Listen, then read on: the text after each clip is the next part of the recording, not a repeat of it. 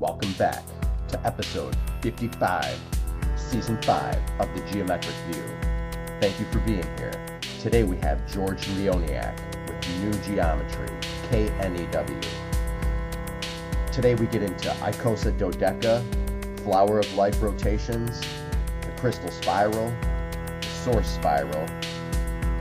George Leoniak is a certified tracker, a geometer, a naturalist, and many other amazing things that we'll check out in this episode. I'm Buddy James, your host. Let's get into it.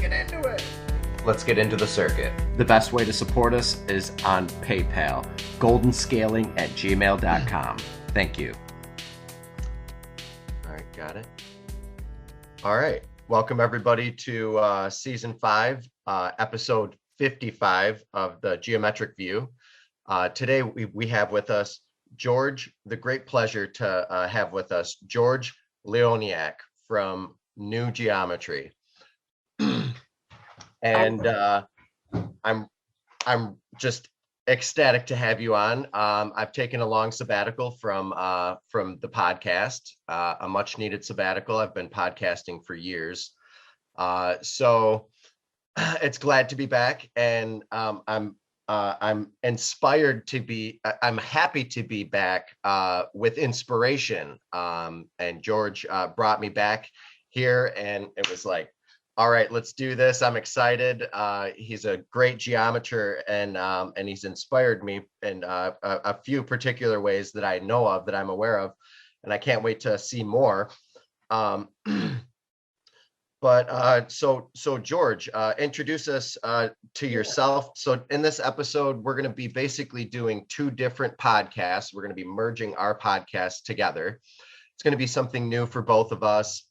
I like to surf around with my screen and share different videos and pictures and things. I mean, it's not really necessarily a presentation that I've put together, but I've taken this time and worked on a lot of other presentations for the next episodes that I'm really looking forward to. I've made some phenomenal life-changing discoveries for me. I'm hoping everybody else will find some of their own inspiration from these new geometries. Speaking of new geometry, but yeah, you just had some new discoveries as well that actually tie in directly to both of our work. So yeah. George, please tell us a little bit about yourself, how you got into geometry.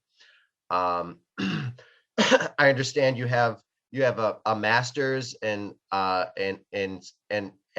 a couple of undergraduates. I didn't write the.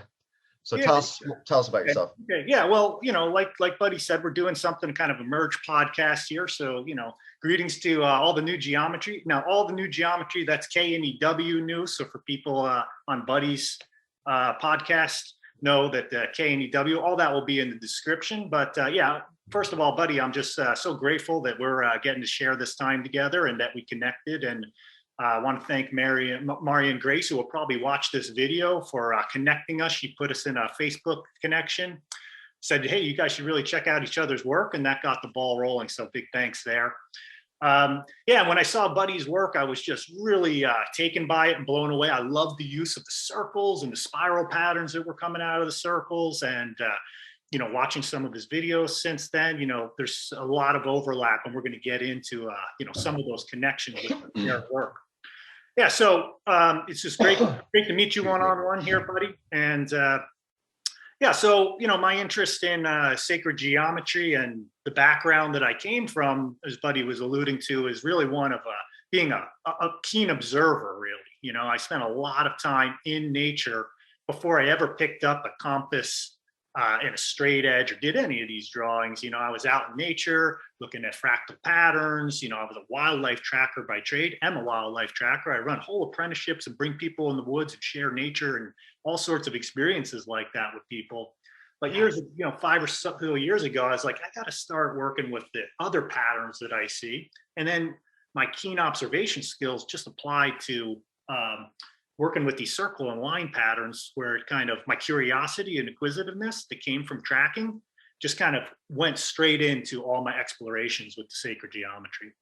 So a lot of the things I share are kind of slightly different angles, because one thing in tracking I'll mention is you're always varying your vision. You move around the object so you could see it from all these angles. So if you check out any of my videos, you'll see I'm always like, well, we're looking at it from this view. Well, here's a drawing of what it looks like from this view. And then it looks like this view from this angle.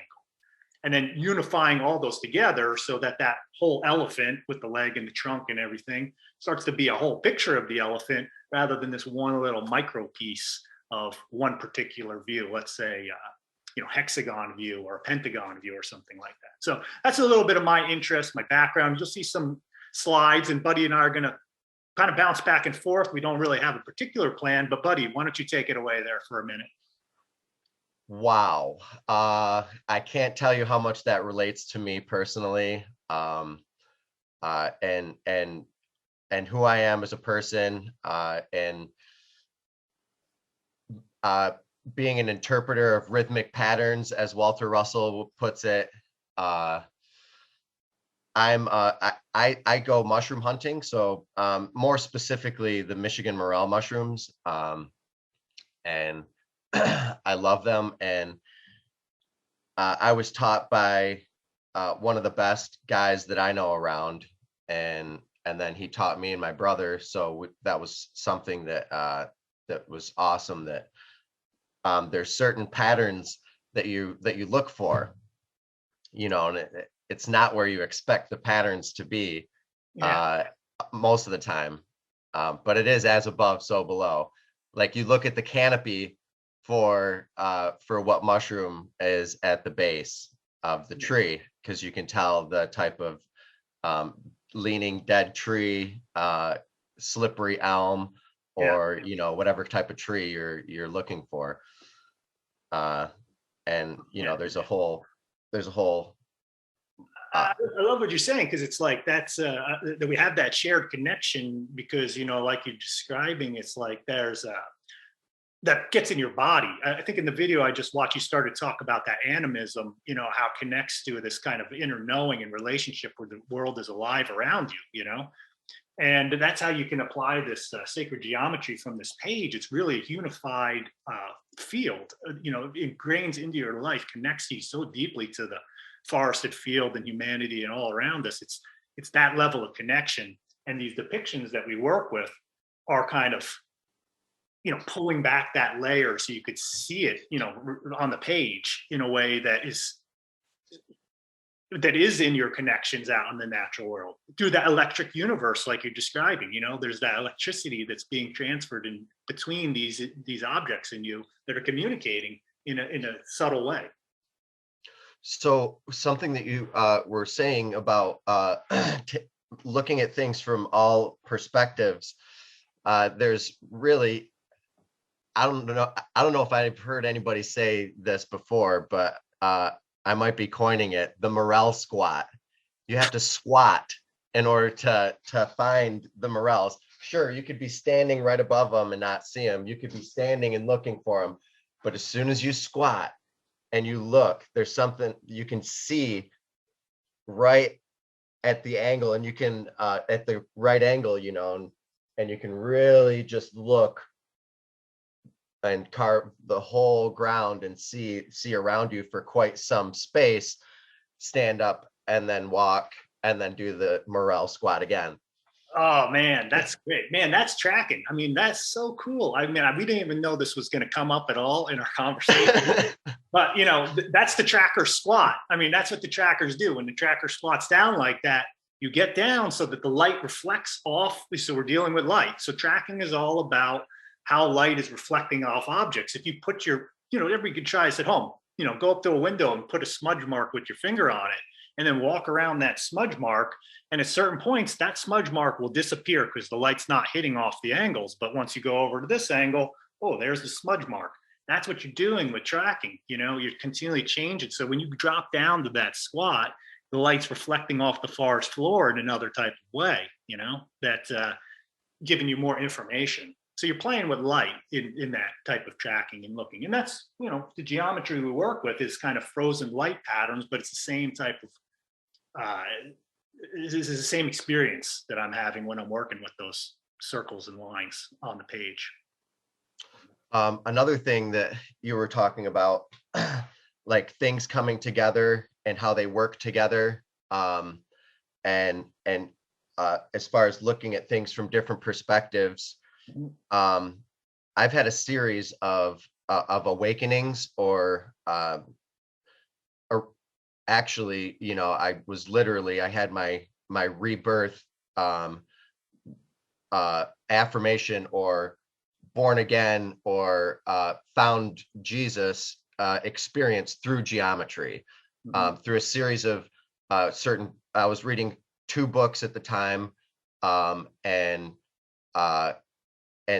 this geometry just came out of me, and I can describe, and I'm working on this book to come out at the very beginning of 2023.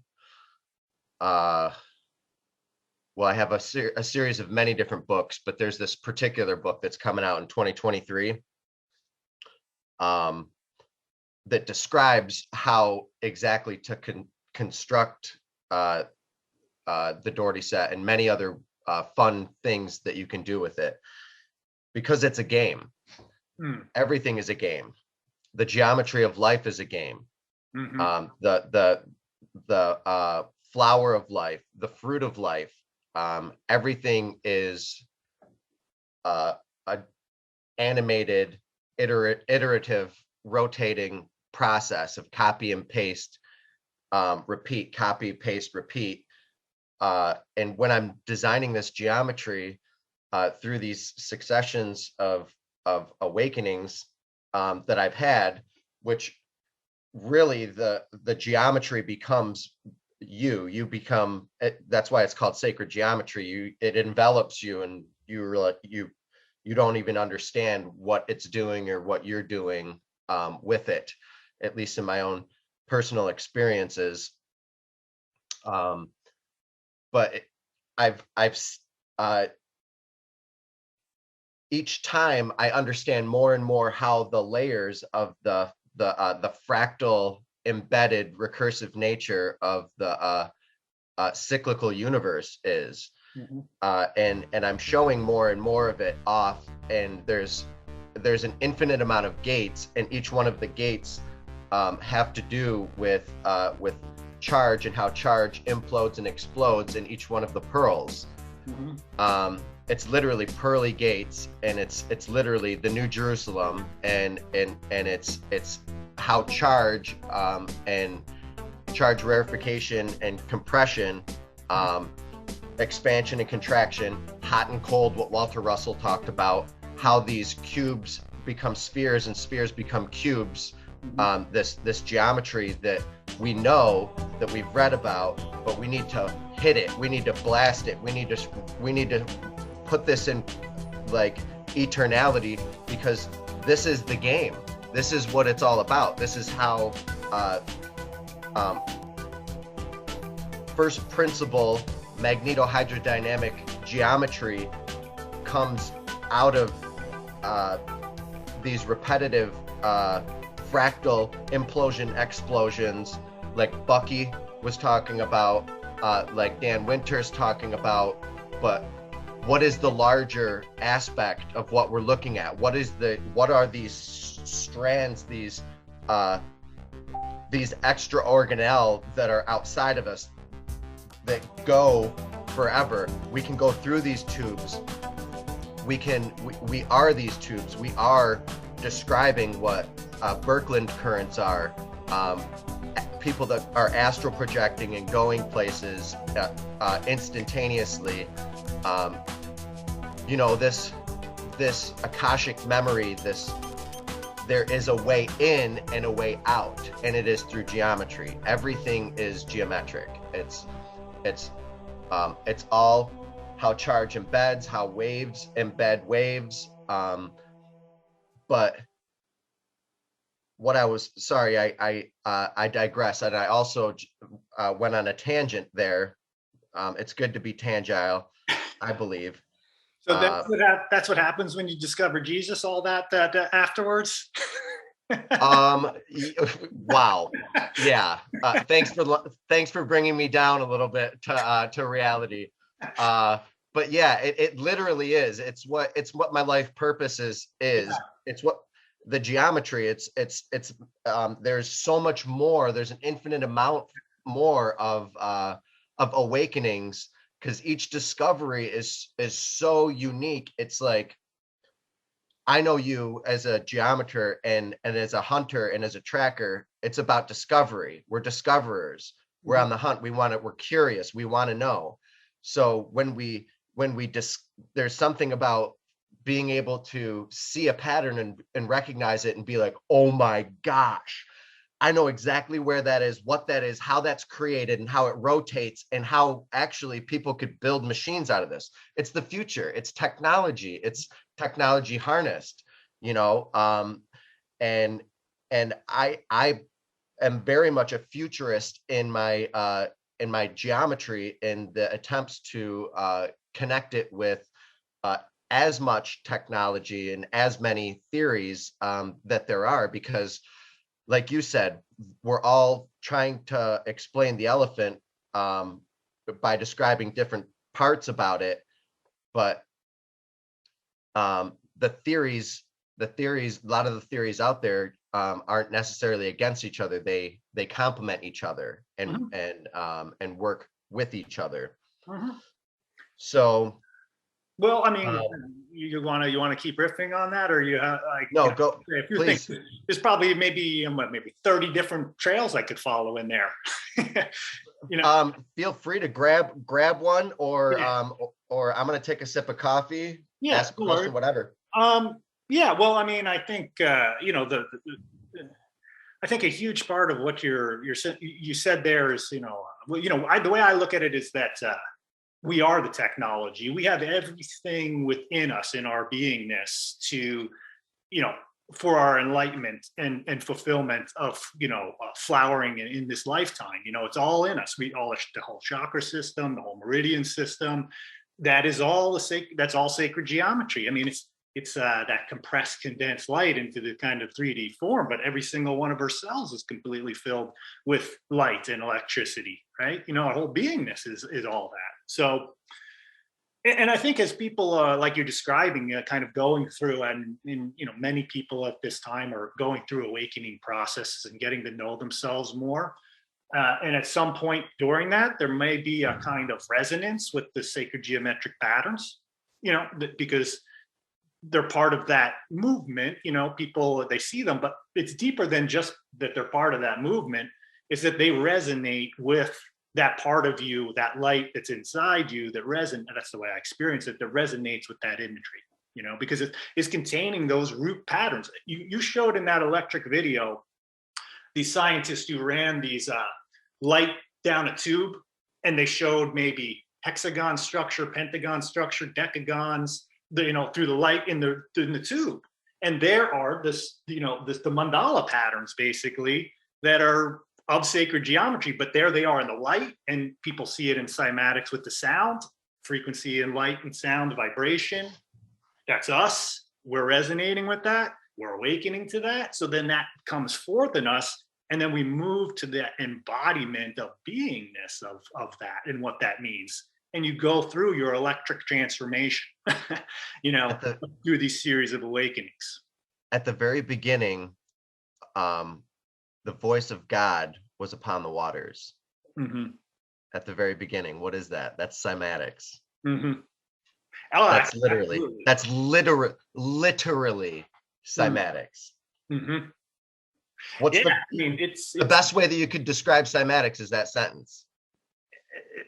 Totally. The voice of someone on the water, or the voice of God on the water, that's cymatics. Mm-hmm. You know what I mean? Mm-hmm. Yeah. So, I mean, I think that's part of that spiritual journey and awakening. So I think that the sacred geometry is quite important. And I think that also it evolves. And I think a lot of my work that I'm bringing forward, and we'll share some slides here in a moment for the viewers, for both of us. And the way I look at your work, buddy, is being really revolutionary in that sense too, because I haven't seen any designs like that. But when I look at them, I'm like, I could see the connection to things that I'm working on and how the circles are not locked into one plane, Yes. the circles are increasing in size. And then that gets to this phage conjugation, the implosion diagrams. Like that's my latest thing, is working with Dan Winters. Dan and I have a video together where we're talking about these dynamics of physics and putting them into our sacred geometric designs that are showing the implosion, and taking, essentially like this zone model here that is one part of a larger structure. And this is just fractally embedded. This is the pine cone kissing noses. It's just rigid structure basically. But these are spirals that are continually ever condensing down into compressing infinitely within this. So I love what you did there, and I also watched the video. And yeah, we've had Tufan on our show before as well. Yeah, and I'm so excited. I'm looking forward to doing a show with Dan. I've been waiting to the point of where I can properly put together a presentation geared towards Dan. To do a podcast with him. But yeah, just because he's so prominent in my list of heroes,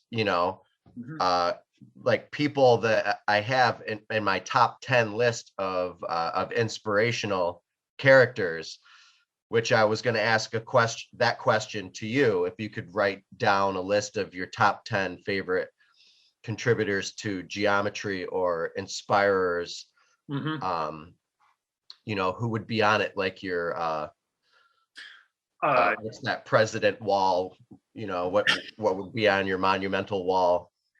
Well, I think when I look back at some of my work, it's the books. I got like 200 books upstairs, tons and tons of books. I don't really read them all. I wish I could have all the time. I look at the pictures basically and see which ones resonate. But I'd say, like, I've done a few work with Frank Chester. Like, he really inspired me to move from 2D to 3D. I have a few interviews with him. Frank's work, I think, is just phenomenal. Is how he's looking at the geometry of the heart. Just did a podcast with him yesterday in the New Conversations. It's just the creativity of working in that way, and there's other geometers, like, of course, Nassim Harriman's work was early on in my interest, kind of got me into the 64 tetrahedron grid and starting to draw geometry. Jane 108, of course, very well popular. I like to use his pi value for pi in a lot of my calculations, so I'm quite thankful for his work. The other inspiring people are really some of the old time books. Mattila Ghyaka, Ghyka, I believe his last name is, one of these old books based on phi proportion. That book was pivotal because it actually showed me that the things I was coming up with were 100 years old, and of course older, Indeed. Yeah. They had that then. And I was like, why didn't this really get transferred of incorporating phi ratio as much into these more new patterns? Like, I'm going to write that name down. Can you do that name drop again? I think it's Ghyka, Mattila Ghyaka. Whole thing, I'll have to put it, I'm totally butchering the name, but he's, I think it's gold. He's got share it in the links. Golden ratio. A lot of old time images, that really was like, wow, this is how I'm using the phi proportion in my drawings. And looking at his diagrams were just amazing. I mean, that book really helped me feel confident with what I was working with, because I wasn't seeing it as represented in some of the more modern designs, which, of course, Cavallo Melchizedek was an inspirational person that really introduced a broad scope of people to sacred geometry. And, then he was part of it. But now I'm looking at some of the material in the book and working with that, particularly like adding phi ratio to the flower of life and the platonic solids, and correcting the inaccuracies that were in that presented there. But definitely everybody's played a huge part of that. But I keep a touch on everybody, everything that's out there in terms of shows up at the right time, just like your work did for me too. So I find inspiration in a lot of geometers. Yeah. Awesome. Great. Well, I guess I should introduce some of, or say some of mine too, right? Oh yeah. No, sorry, I forgot to ask. Please go ahead. No, it's only right. So I asked you, so I figure I might as well tit for tat here. Yeah.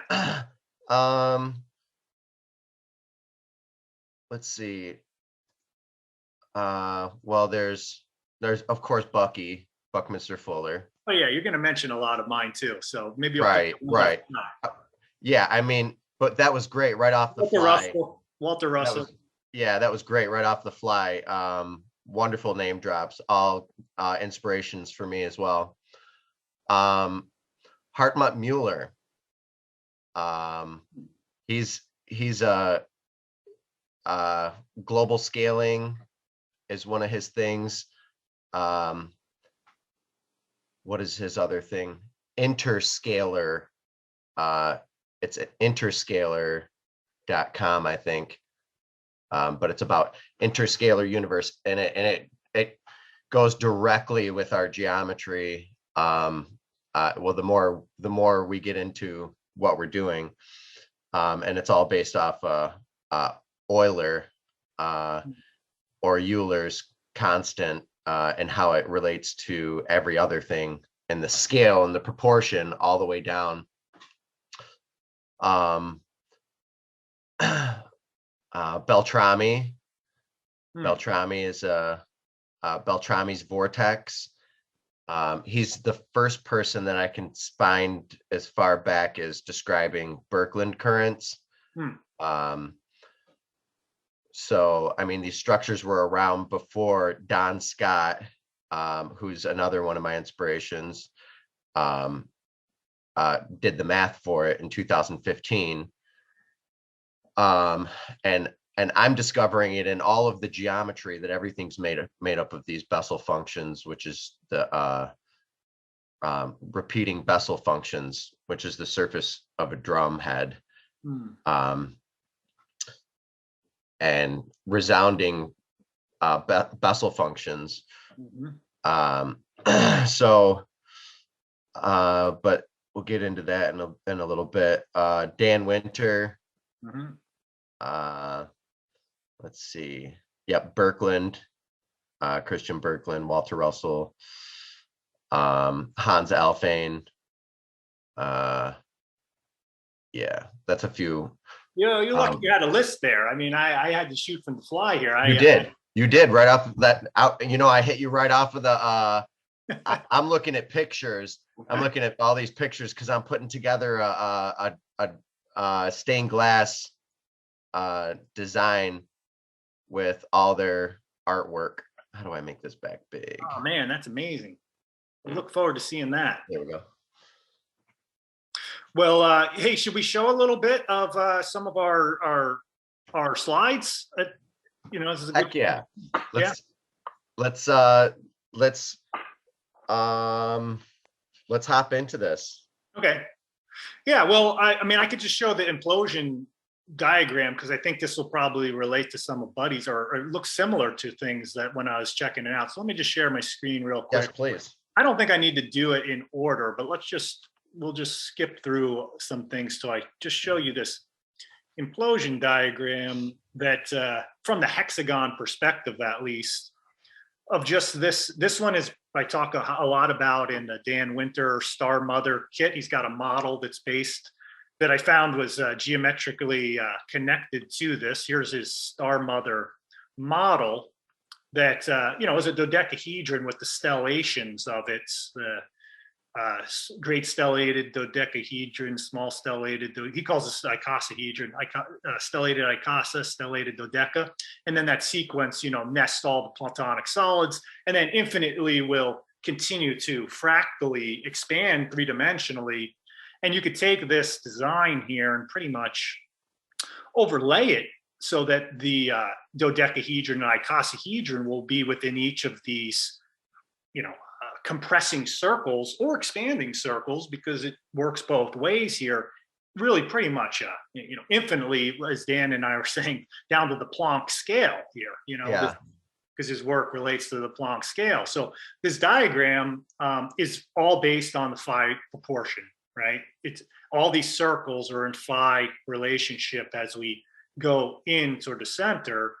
So if this one here was 1, scale invariant, but if this was 1, this would be 1.618, this one would be 0.618 diameter, and so on and so forth, right? And then the same thing with these circles are all in phi proportion as well, all the way through. So this circle right here is the same size as this circle, and this circle here is the same size as that circle. And of course, it's one static view of this looking, but this really took my geometry to being, from kind of flat plane of all the same size circles working with, to kind of start to get it to display that projective geometry. This I could lay over top of it, and this was all flat. It would just look like a bunch of pentagons and lines. But if I turned it to the side like this, it's this cone shape. It's infinitely, compressing down into the center here, and we could build that out. And then, of course, I use this model, to create so many other Platonic forms and other stellations. For instance, can I say something about this slide? Yeah, let me go back to that first before I jump too far ahead. Yeah, go ahead, buddy. So I just wanted to say that I believe that that's inverse square scaling based off of the square within the square grid, right? That's how you get that Bessel function out of the phi circles. You could put squares into this. I mean, I might have lost you on the terminology there. You might have to explain some things, but this is from, the seed of life version, but inverse square. Just how are you seeing this? So I saw a video of yours talking about the Krystal spiral, which actually I reached out to you about that on our podcast maybe 8 months ago, when you really got into talking about the Krystal spiral, which I have a couple of questions about, more than a couple questions, to hear your perspective on it. But so I saw one about the Krystal spiral, and you talking about when you do a square and then you do an inverse square on the inside of it, and then a square within a square, and that's how you get this Bessel function. That's how you get the circle ratio, and I'm recognizing it. Is that it? No, this is even easier to do than that pattern that I was showing with the Krystal spiral. I mean, these, to create this pattern here, like I could call up that slideshow. I think the one you're talking about, where I go through basically going through the square root of phi, showing up repeatedly in it, and I'm showing within that how the Krystal spiral goes around and produces the phi ratio as it continually gets larger from that particular, what I call the square view, repeating squares that are counter rotating around each other, because that's what the Krystal spiral is based off of. I could do that same thing, but this is just from this hexagon orientation, so I'm not using the square in this one, right? This is flower of life, seed of life pattern. Like this is what this pattern emerged from, is basically working with this root pattern that many people are familiar with. It turned into this pattern, which I call the golden circle seed of life, because it's those 6 around 1, just with phi ratio circles. And then I expanded all those circles out into this. And then that took me to, okay, rather than working with the same plane, which this is really, it's not imploding or not. This is what Dan calls kind of like hexagonal structure, is very storage based. It's very steady and stable. That's what this hangs out in order to introduce that implosion. 1 second. Mom, I'm on a podcast. I gotta let you go. I'll call you in a little bit. Okay, yeah, you gotta go. You can't not take a call from Mom, for sure. She called me twice, so.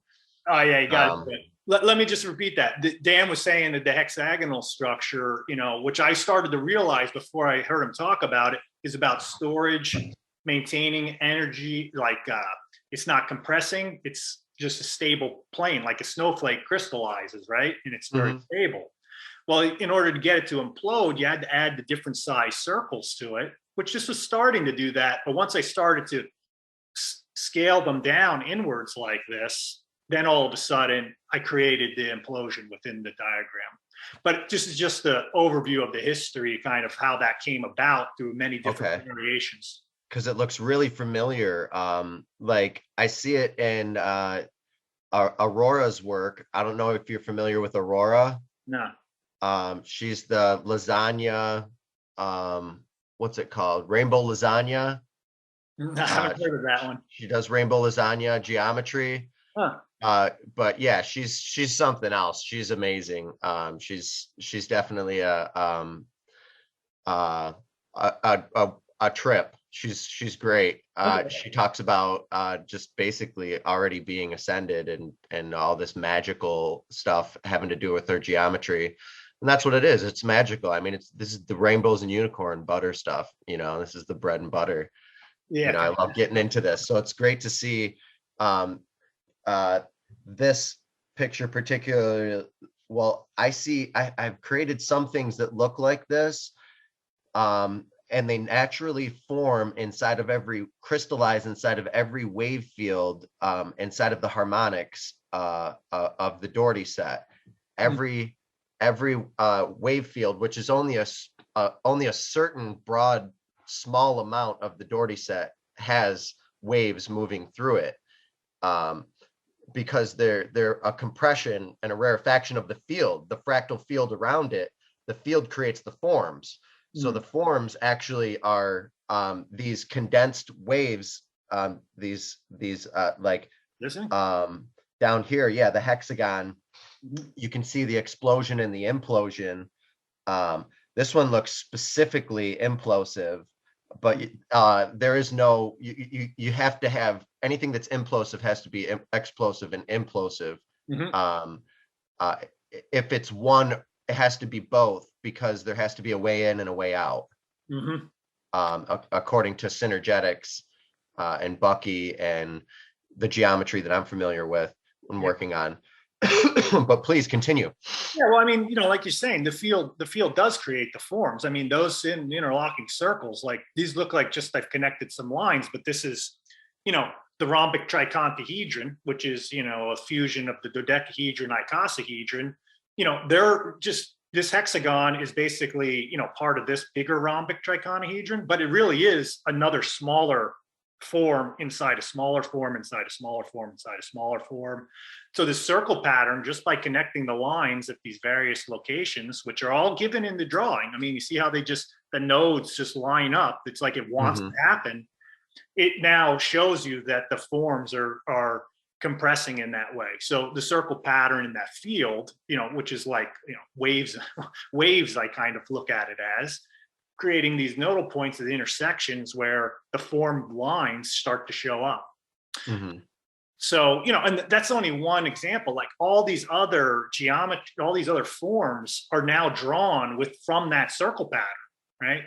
So these are just some of my, creative, as Frank Chester says, lawful exploration of this, because I really make sure that these lines are true nature to the form. Like this little form right here is what you're looking at in the top left here.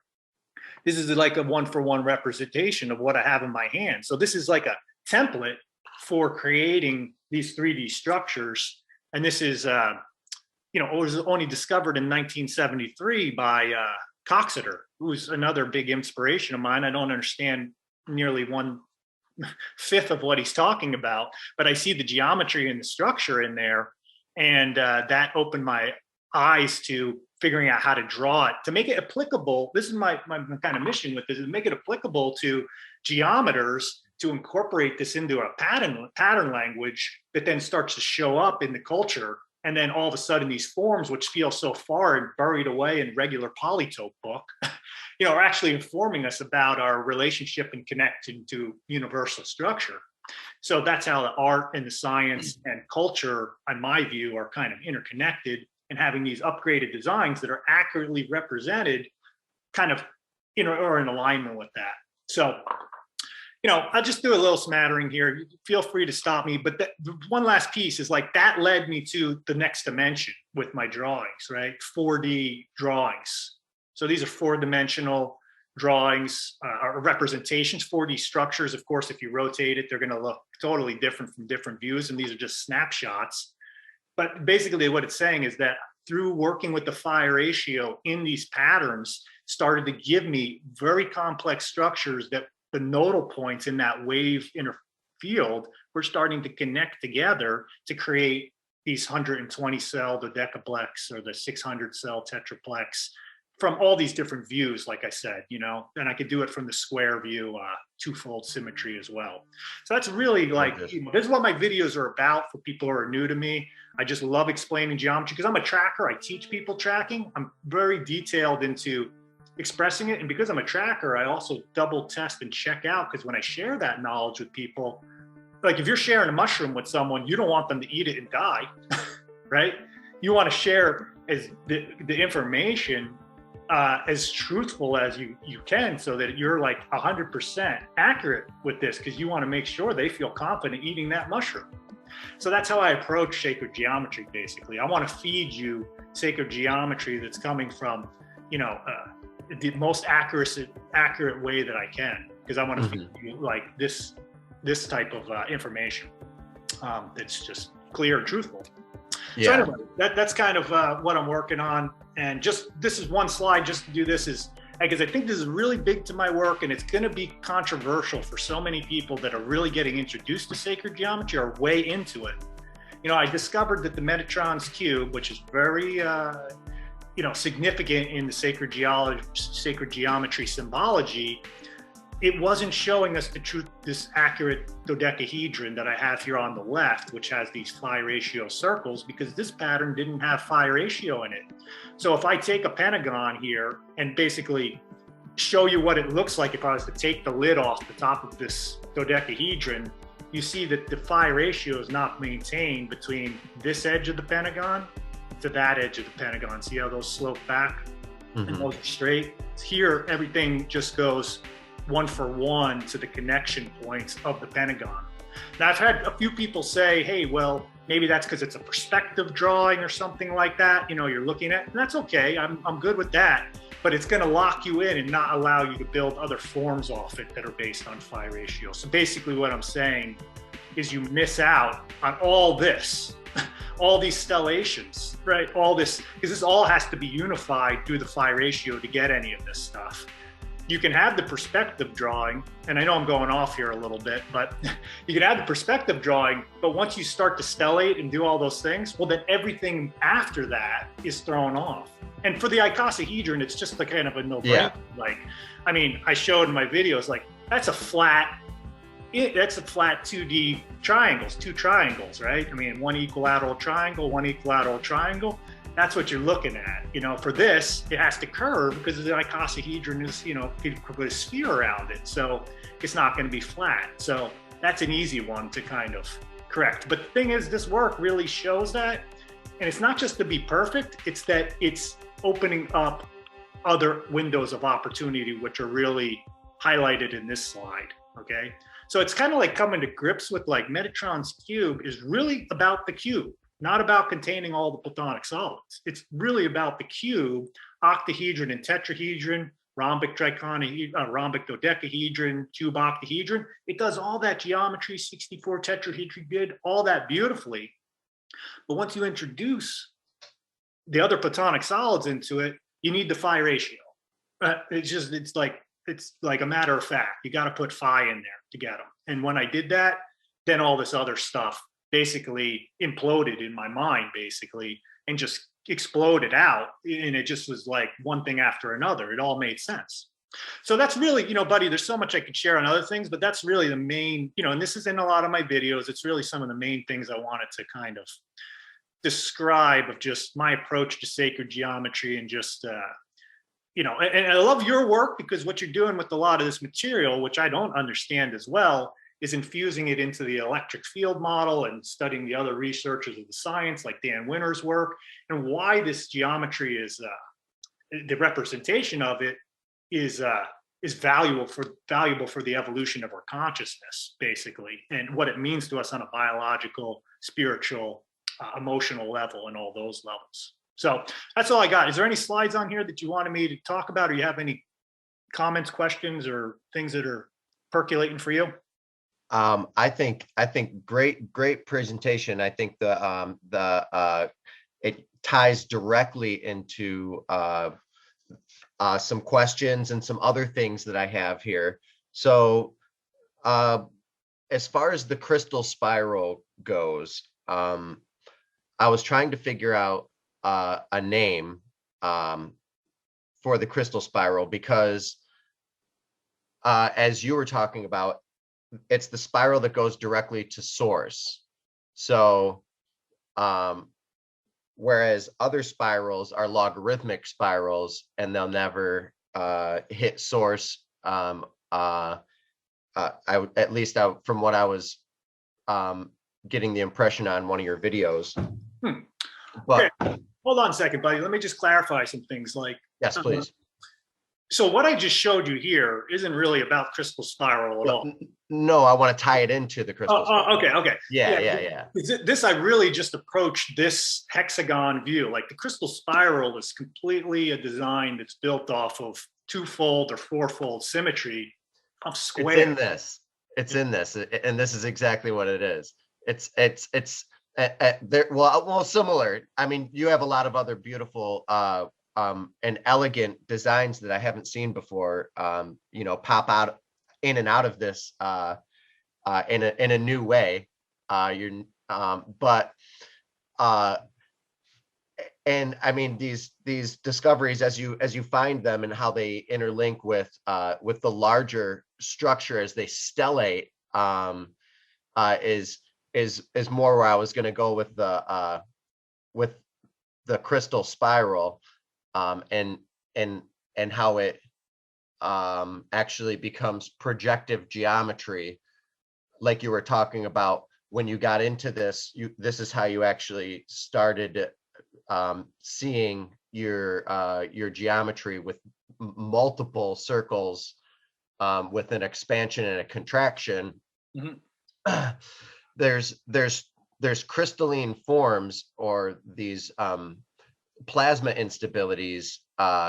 Plasma instabilities may very well be some of these crystalline types of geometry that a lot of these, as they can expand and contract in their state. They can become a solid. Mm-hmm. So there's a fluidity with the shapes and the expansion and compression and rarefaction of it. Yeah. But these dial into source too, and each cell becomes the source. Yeah. And can you tell us somewhat about that? Well, let me just. Are you seeing a different slide show up now? Do you see this one that I just called up? I see Metatron's cube. Okay, I have to share a different screen here, because I'll share a different presentation for you that is on the crystal spiral, because I had a feeling you might ask me a little bit about that. Because what I tried to do with the crystal spiral, do you see this one now? Crystal Prez, this little. Yep. Yeah, okay, you see the new one? Okay. Yeah. Yeah, so this, I mean, I haven't done a crystal spiral video. It's really interesting to me that they're really my most popular videos out there. Because I've been trying to find a name for it for a long time, and so have a lot of people, and I don't know if there's necessarily a name for it. Mm-hmm. Like I used to call it the Russell spiral, the inverse square spiral, the square root 2 spiral, but it becomes cube root in 3 dimensions. So yeah, I mean, it's just so.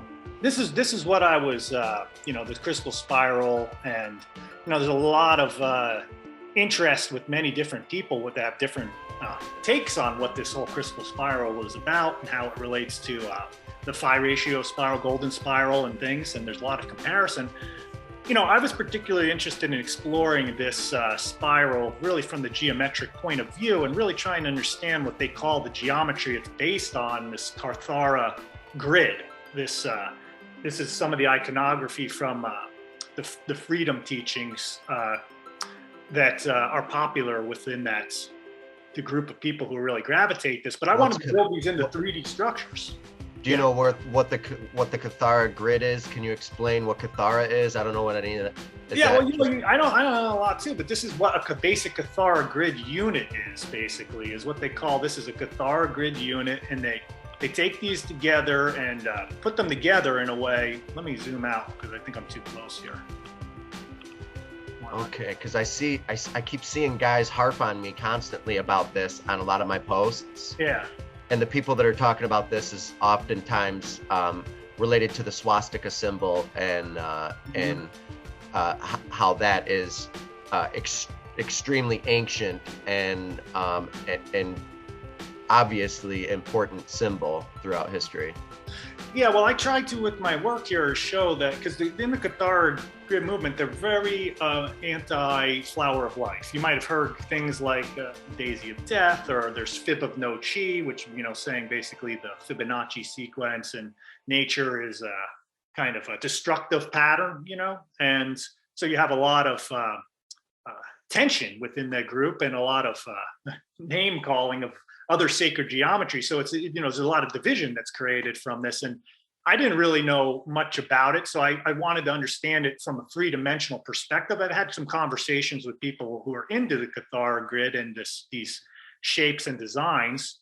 But I wanted to put some geometry to it and see it as a three-dimensional structure, because I didn't see in their book or their guides that are out there, like, how is this 2D drawing that's done? Does it have 3D structure? Is it imploding? What is it doing, right? I mean, we can just draw maps, of consciousness, and they can be flat, and we can use them to say, well, this is this dimension, this is that dimension. But how does that relate to, implosion, explosion, fractality? Is it actually a model for our universal structure, or is it just a model of like consciousness, just labeling things? So I tried to look at this structure. This is just a 2D drawing. And then I started building Zoom tools out of it and turned it into, it wanted to work with cubic structure. And it turned out just to be a big rhombic dodecahedron that you've taken parts off of to make it look a little more interesting with the connecting lines. That's what I came away with. So I could build superstructures out of this, more rhombic dodecahedrons together. You could put more together. That's my take on it. I don't know how well accepted it is within that group. So here's this big grid. That's the rhombic dodecahedron that I'm describing. That's the geometry I found with it. But what I wanted to show was really, if we take that structure and just rotate it, it will fit over the flower of life. So it's the same thing I'm talking about, is like, are we just now attached to one view and saying this is the leg? This is the elephant, is what it feels like when we're holding the leg. But, if I rotate it over here, well, maybe it has another leg, and that then is what it looks like. And then I put the flower of life over. So is it really the Daisy of Death, or is it really just one particular perspective of a unified field? I might be wrong with that based on what their teachings are saying. But to me, this is the best way I could attempt, because I'm not a Catharist. I don't know what the name is. I'm just a geometer who explores inquisitively. So this is my exploration, the best I could do to describe it. And looking at the same thing, like this is their Ruche God seed image. And I basically showed, well, this is what the Ruche God seed looks like if you rotated that whole structure to make it look like a flower of life pattern, right? With life. And all great job. Just change. Yeah. Great job. That's a wonderful way of depicting it. We've gone through this on our separate episodes throughout the geometric view and came to the same conclusion, which is also the same conclusion of it's the IVM, the isotropic vector matrix. Mm-hmm. So it's not the 64 grid lattice. Yeah. And I guess what it's also called is the A3 lattice in mathematics. Huh. Okay. I believe, if I'm not wrong. I haven't looked into that. Yeah. So just a little more on that one, buddy, though, is like some things I started to do with the spiral is, I started to turn the spiral rather than I wanted to know if this spiral was flat, because if it's flat, but if it now is part of 3D geometry, then I could be able to turn these cubes. So this is a cube rotated to a square version of a cube, rotated to a long. So basically what I'm doing with these cubes are this. Here's the first one, the biggest, then the smaller one like this, then the next one's like this, the next one's like that, the next one's like that. Counter rotating. Counter rotating. So you have to. That's what charge does. Typically, that's an indicator, indicative of charge. Yeah. So what I did was I visualized this all in my mind and tried to depict it. It's like if you're following this connect the dots, this blue line connects over to this. This is an edge of a cube to another edge of a cube that's smaller on the inside. So that goes to this one. And then this line is lined up from here to here. So it's coming towards you here, right? So that's connecting to this other cube. And then that's kind of, so this thing you got to visualize, you know, as you can, looking down the top, it's like this, but from the side, it will just look like a squiggle, basically, right? Mm-hmm. And then, you know, I always like to do fun stuff and lay it over the human body, you know, put the person in the rhombic dodecahedron, because now we've got some three-dimensionality. We've got the octahedron in here. So the octahedron in this model, the way I viewed it, the octahedron would be your diamond body of light or vertical point rather than a cube, because the octahedron in the cube is on the flat face of the cube rather than the tetrahedron, right? So that really changed some things around there. But, you know, now you could also have the pentagon. So the way I started to relate to these energies moving through the body is they're really like caps, or, you know, ways you can orient to the geometry, and that will change the way that energy's, you know, your consciousness is around it. So it may have an effect on how you're relating to the geometry and how it's influencing you, your thought process, of whether you're aligned with that or not. You know, whether your thought process is aligned with that pattern of creation or whether it's not. That maybe that's a way to look at it. Well, so anyway, yeah, go ahead, buddy.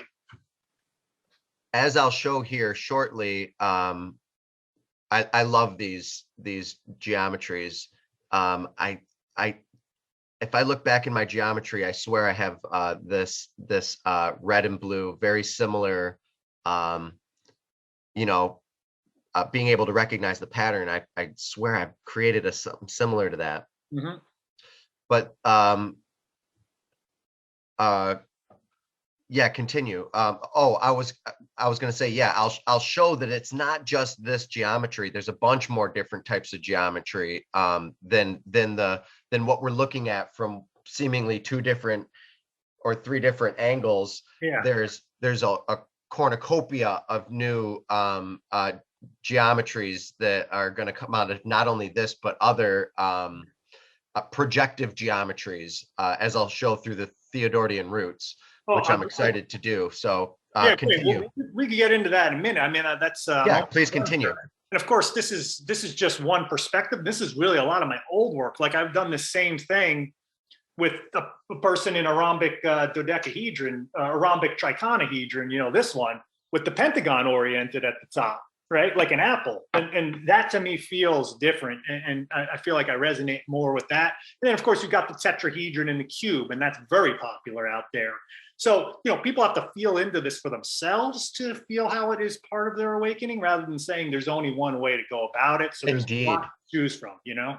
Yep. To choose from. And these are just some, you got to really start to understand it. And the geometry will show you what makes most sense for you at that particular time. But it might just be not to get locked into it, might be a passing phase that's only leading you somewhere else. Mm-hmm. And like you're saying, there are so many. The reason I talk about 3 or 4 views usually is because that's how I draw them. You know, I'm kind of, the techniques of sacred geometry work really well to, you know, draw octagons, hexagons, squares, you know, those types of patterns. But so then I draw the rest of the images from those views or a side view. But of course, we've got infinite amount of directionality around this. So, you know, that's when you get into more creative artistic expressions, which I think your work starts to get into. As I look at it, it really breaks out of the box even more, you know, of what I've been working with just the regular techniques of just 3 views, let's say, you know. Up top, above, side, you know, left, right, pentagon view, hexagon view, square view, as I call them. So that's really all I wanted to show. I knew you were going to ask a few about that. I don't know if this was the best presentation to put up. No, this was great. This was ingenious. That's the last thing that I thought you were going to go to. So what is a Cathar grid? Let me see if I can find one more that I think's useful. Cathar grid, KH. What is the origin of the name of that? I don't, buddy, you're asking me a lot of questions because I'm not a person who really was into that's it. Fine. I mean, if you don't have the answer, that's fine. I mean, the origin is this. From what I understand, there's a woman named Ashiana Deane, Deane. She has a couple videos online that were really very influential with this material and wrote a lot of books, or 2 books, I think, called Voyagers, maybe, that described kind of a whole history of, our planet and history of different interstellar beings. And that geometry that we're seeing here is kind of arisen out of that she shared. I'm just looking for one other slideshow that I thought was interesting with the Cathar stuff. Don't know if I could find it. No worries. I think we're good with that. I don't really need to revisit. I got 7 or 8 videos. And in fact, they're really my most popular videos on YouTube, almost 3,000 views for one of them. And I didn't think it would take off. But as you can see, it's people, when they get introduced to sacred geometry, I think they're like, oh, flower of life, that's really cool. And you start to hunt around a bit. And all of a sudden you come across these teachings that are like the daisy of death, right? And it's like, oh, I'm confused. Wait, I thought that was good. I have a lot of people ask me, what do you think about this? So I decided to do those videos to kind of highlight, could it be a different perspective and view way of looking at it, to kind of really open a dialogue rather than kind of be in a divisive place around it. So, hey, it could work out that way, but let's look at it in a different way. And that's what my approach was with that. But it was really, that's over a year old now. And my interest in sacred geometry have expanded beyond that topic. Okay. Yeah, I soak it all in like a sponge. That was amazing. I love it. And so the reason I'm so poking and prodding with my questions is I've been studying this particular crystal spiral without a name for 18 years this year, or I think 19 years this year. So I was 19 when this vision came, but so 19 years later, I've been working with it, and I couldn't really necessarily find a specific name for it. So the name besides the name, I'm excited to hop into the geometry and how this all relates to the larger global scaling, the larger global interscaling, interlocking perspective. Because we've been talking about a few different grids and how they're actually the same thing from a different perspective. So how many grids are there? How many, is there an infinite amount of grids? And how alive are each one of the circles? And as far as what's their job, everything has a job as it unfolds and as it enumerates into being. So if I could share my screen. Yeah, go for it. Let me share my screen and hop right into probably the best way to describe this. Yeah, I've got your screen up now and I see all your desktop. All right.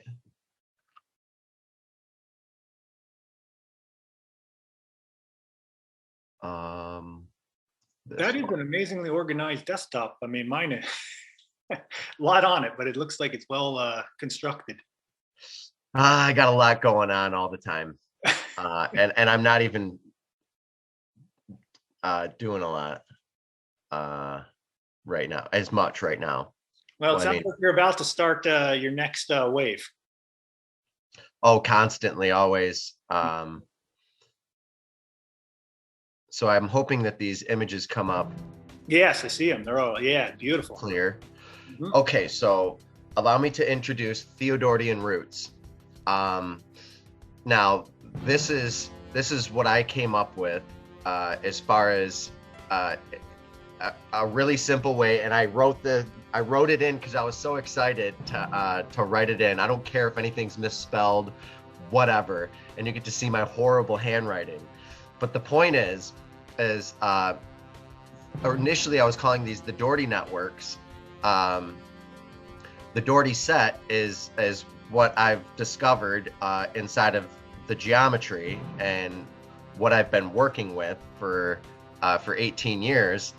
Now, what we've been talking about mostly is the square root, the inverse square law. So, and the inverse cube law, which is actually how all spectra, light, electromagnetism, gravity, sound waves, well, actually sound waves, they change, but they are also embedded inside of this as logarithmic spirals and Alphean waves. But all of everything moves according to the inverse square law. So it doubles every time, like just like an egg. An egg halves, doubles. So it's the inverse square law. Life is inside of it. It's not a dead spiral. In fact, it's very vivacious. This is how life is created through the Krystal spiral. The golden ratio is an excrement of the natural logarithm that comes off of scaling this geometry. The golden ratio, Bessel function, circles. Each circle is the golden ratio, which you showed so eloquently in one of your videos. This is what I've been studying, just this, for 18 years. Yeah. Okay. Now you take this geometry and you rotate it around itself 12 times, and you get the Doughertyset. But it's very simply built. Every one of these is very simply built, and this creates a chain reaction, which sets up structures to be self-assembling, self-descriptive, and emergent. So these emergent properties are natural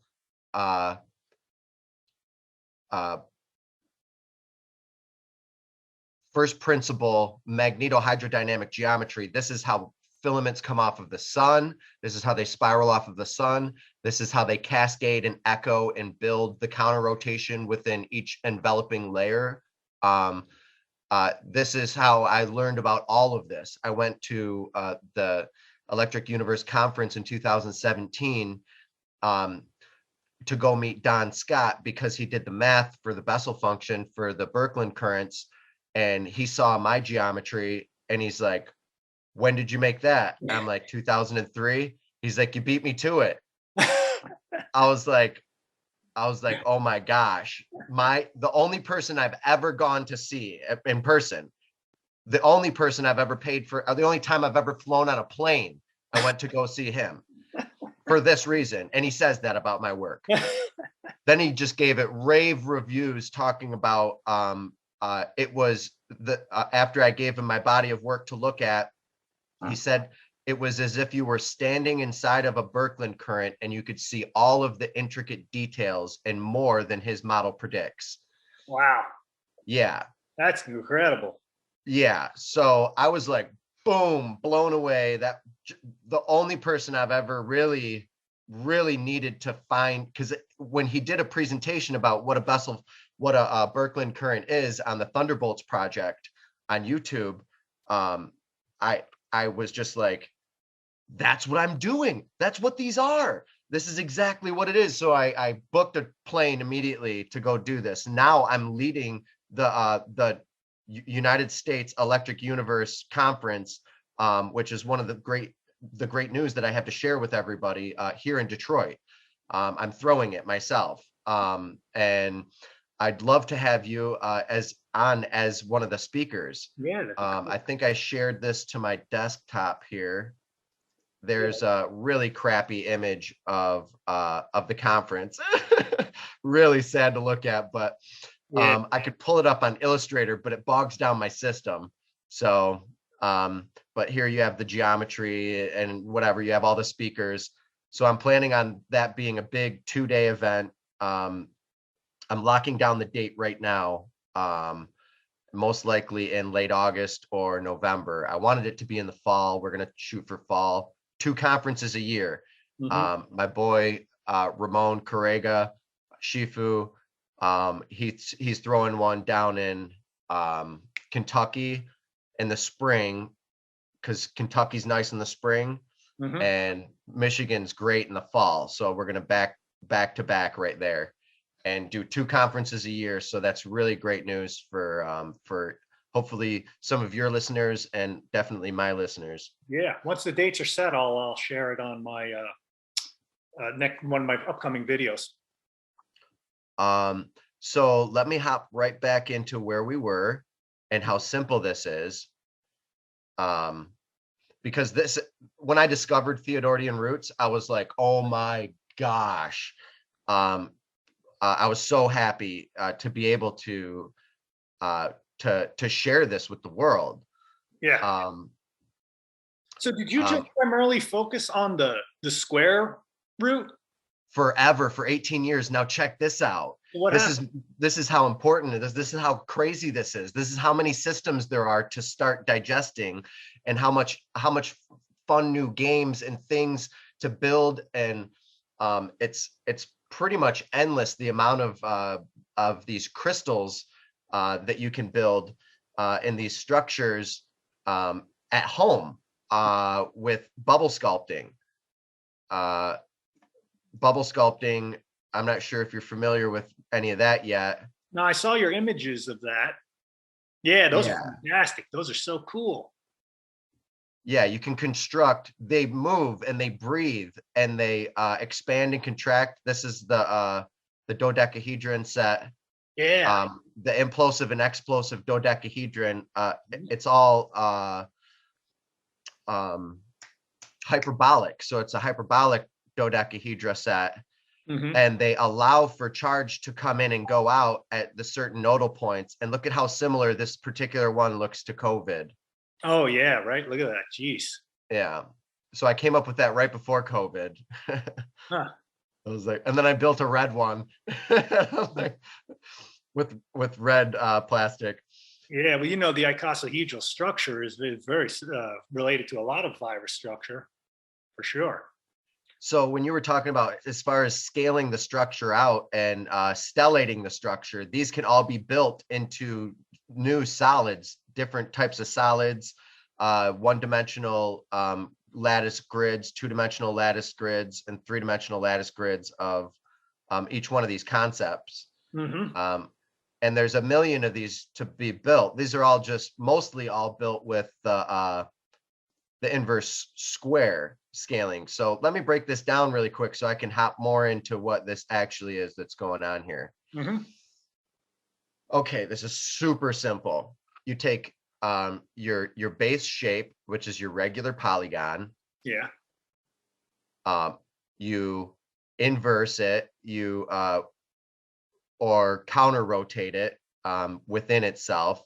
So that's how you get the inverse of the inversion of it, which builds the Bessel function. When you put circles, you circumscribe this, and then you have the Bessel function. Okay. Now, each one of these Bessel functions are the operative generator for the logarithmic scaling units across the grid here, which actually builds up particles, and particles are lenses. It's an optic universe. That's why Loveiswatching. It's an optic universe.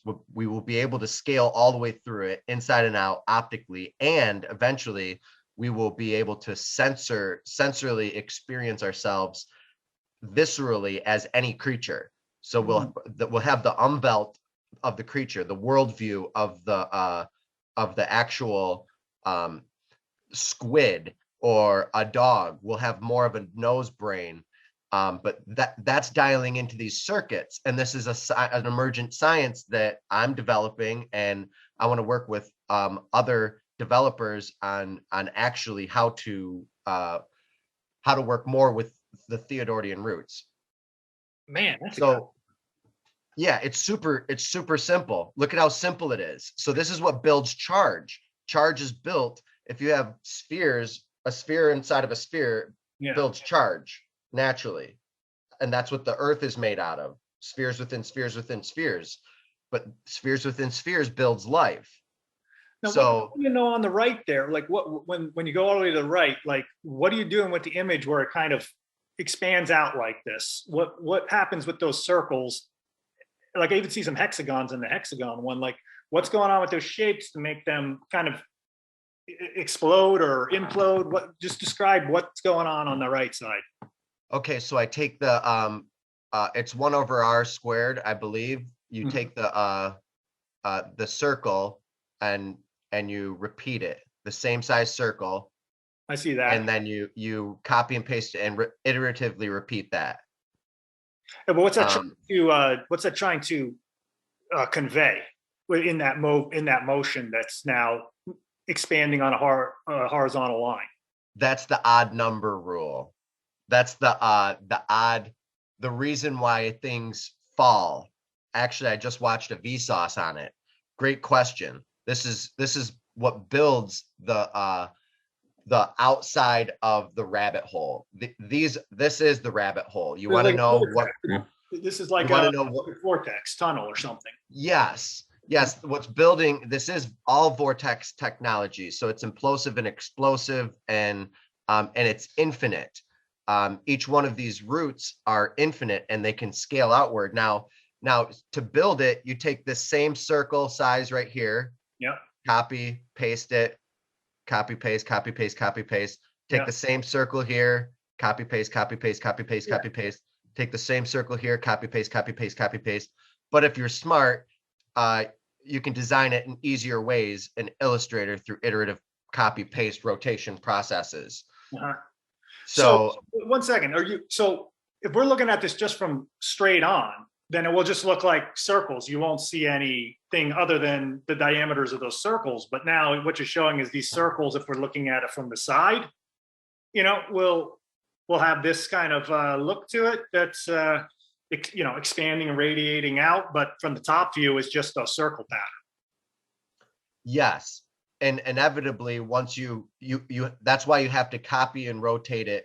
Like I did the pentagonal root and I copied it and rotated it 5 times perfectly around itself. And then I built those hyperbolic geometry crystals out of that Bessel function Theodorian root. Because I can't call them all the Dougherty set. This is the original Dougherty set. Yeah. But then I created an infinite amount of them, which creates this was already infinite. So, and there's an infinite amount of gates. Each one of these is extremely important once you see how the hyperbolic interactions with, because it's all gold.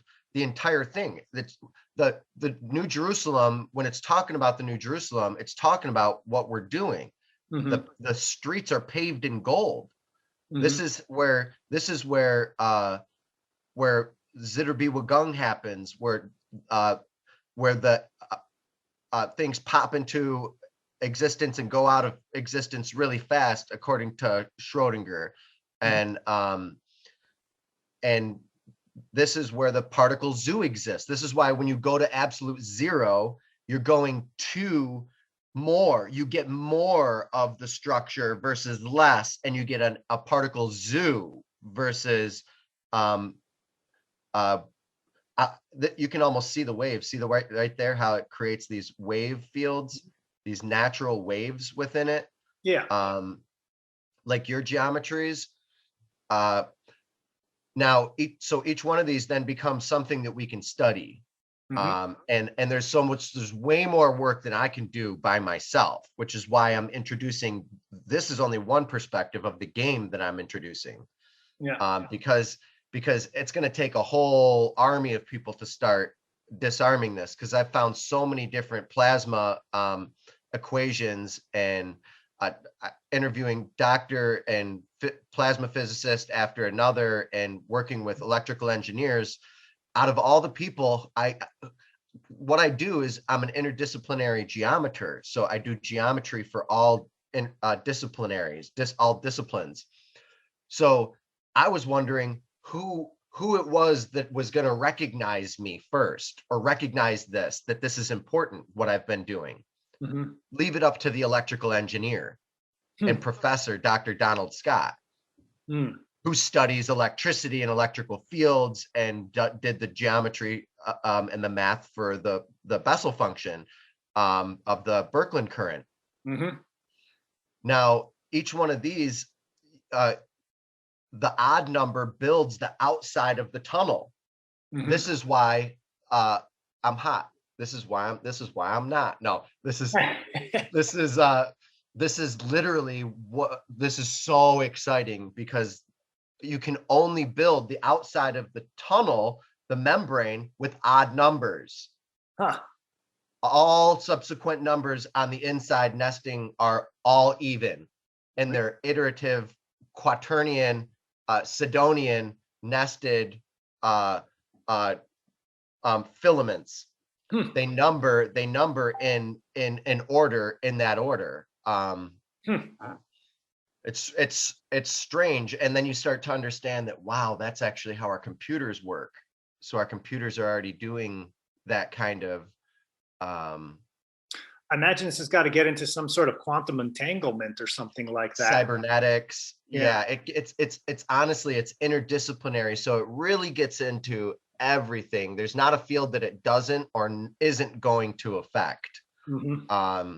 And as we poke and prod more into these, and Elon Musk builds more BMIs, brain to micro interface, or brain to machine interface, we're going to understand these more and understand the internal and external, and actually communicating, and like the Matrix going into the tunnel. But we already have, like you said, we already have the technology. We had the technology. How is the New Jerusalem? When I pull up the Doughertyset, you can see there's 3 gates to the north, 3 gates to the east, 3 gates to the south, and 3 gates to the west. Mm-hmm.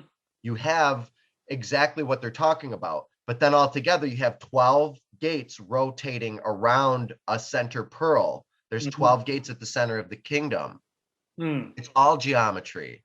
The entire thing is geometry. That's why this allows for perfect nesting only when you rotate specifically the square root, which is the inverse square law, which is how all light works, and magnetism and everything. This is not the death spiral. This is the life spiral. It's the opposite of it. Mm-hmm. So, well, actually, that's what the Krystal spiral people are saying, though. You know, they are saying what it is you're saying. That's silly.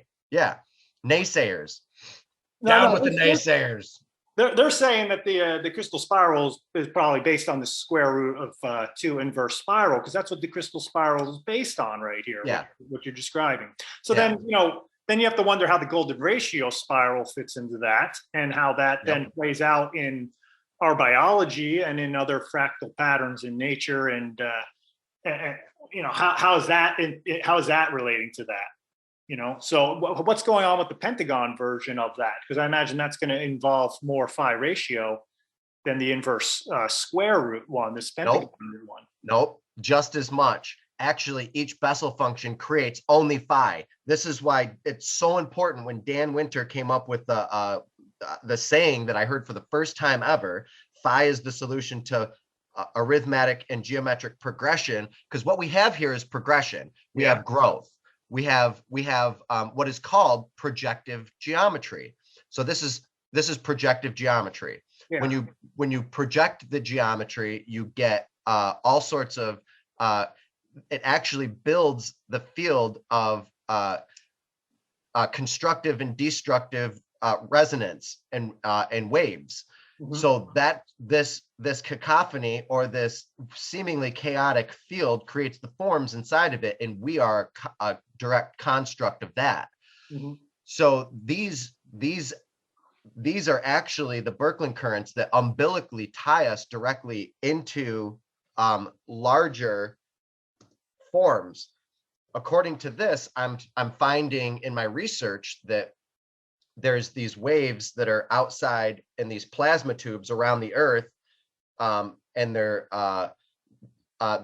called helicon waves, and they're directly tied to the global electric circuit and the auroras, and you can hear them, and they sound like all the living creatures on the planet, cracking ice, all the geophony, all the theophany, all the biophony, the sound of nature, everything is sounds in these auroras. So these auroras are actually directly tied into the global electric circuit, and they're controlled. Well, anyway, I digress, but there's forms, our bodies are first built out in the heavens inside of the Van Allen belts before they're formed on Earth, and we directly have a light body while we're alive connected to it. This could be our higher self. This could be, I don't even know. I don't really get into all that woo-woo. I'm not saying the higher self is woo-woo, but I mean, I try to stay as grounded as possible inside of the geometry. And I've seen a lot of people lose their minds getting into going really deep down the rabbit hole. So I try to keep it, I myself don't get into astral projection and a lot of the other stuff cognizantly. Yeah, well, I mean, I think, you know, as Dan likes to use Winter, that is, you know, he wanting to try and apply all the sacred geometry and connect it to the science and physics. And if it, of course, leads to a deeper sense of spirituality and, you know, relates to some of the other experiences people have, whether you have them or not, it's gonna make sense on all those levels. So, you know, what you've been describing might be related to all that anyway. You know, it's just different language of how you're going about presenting. Yeah, for sure. This is just a random drawing, but this is the third gate. Each one of these gates have a corresponding helical charge and are also have a corresponding note, musical note. So this would be I forget exactly what musical note that corresponds with.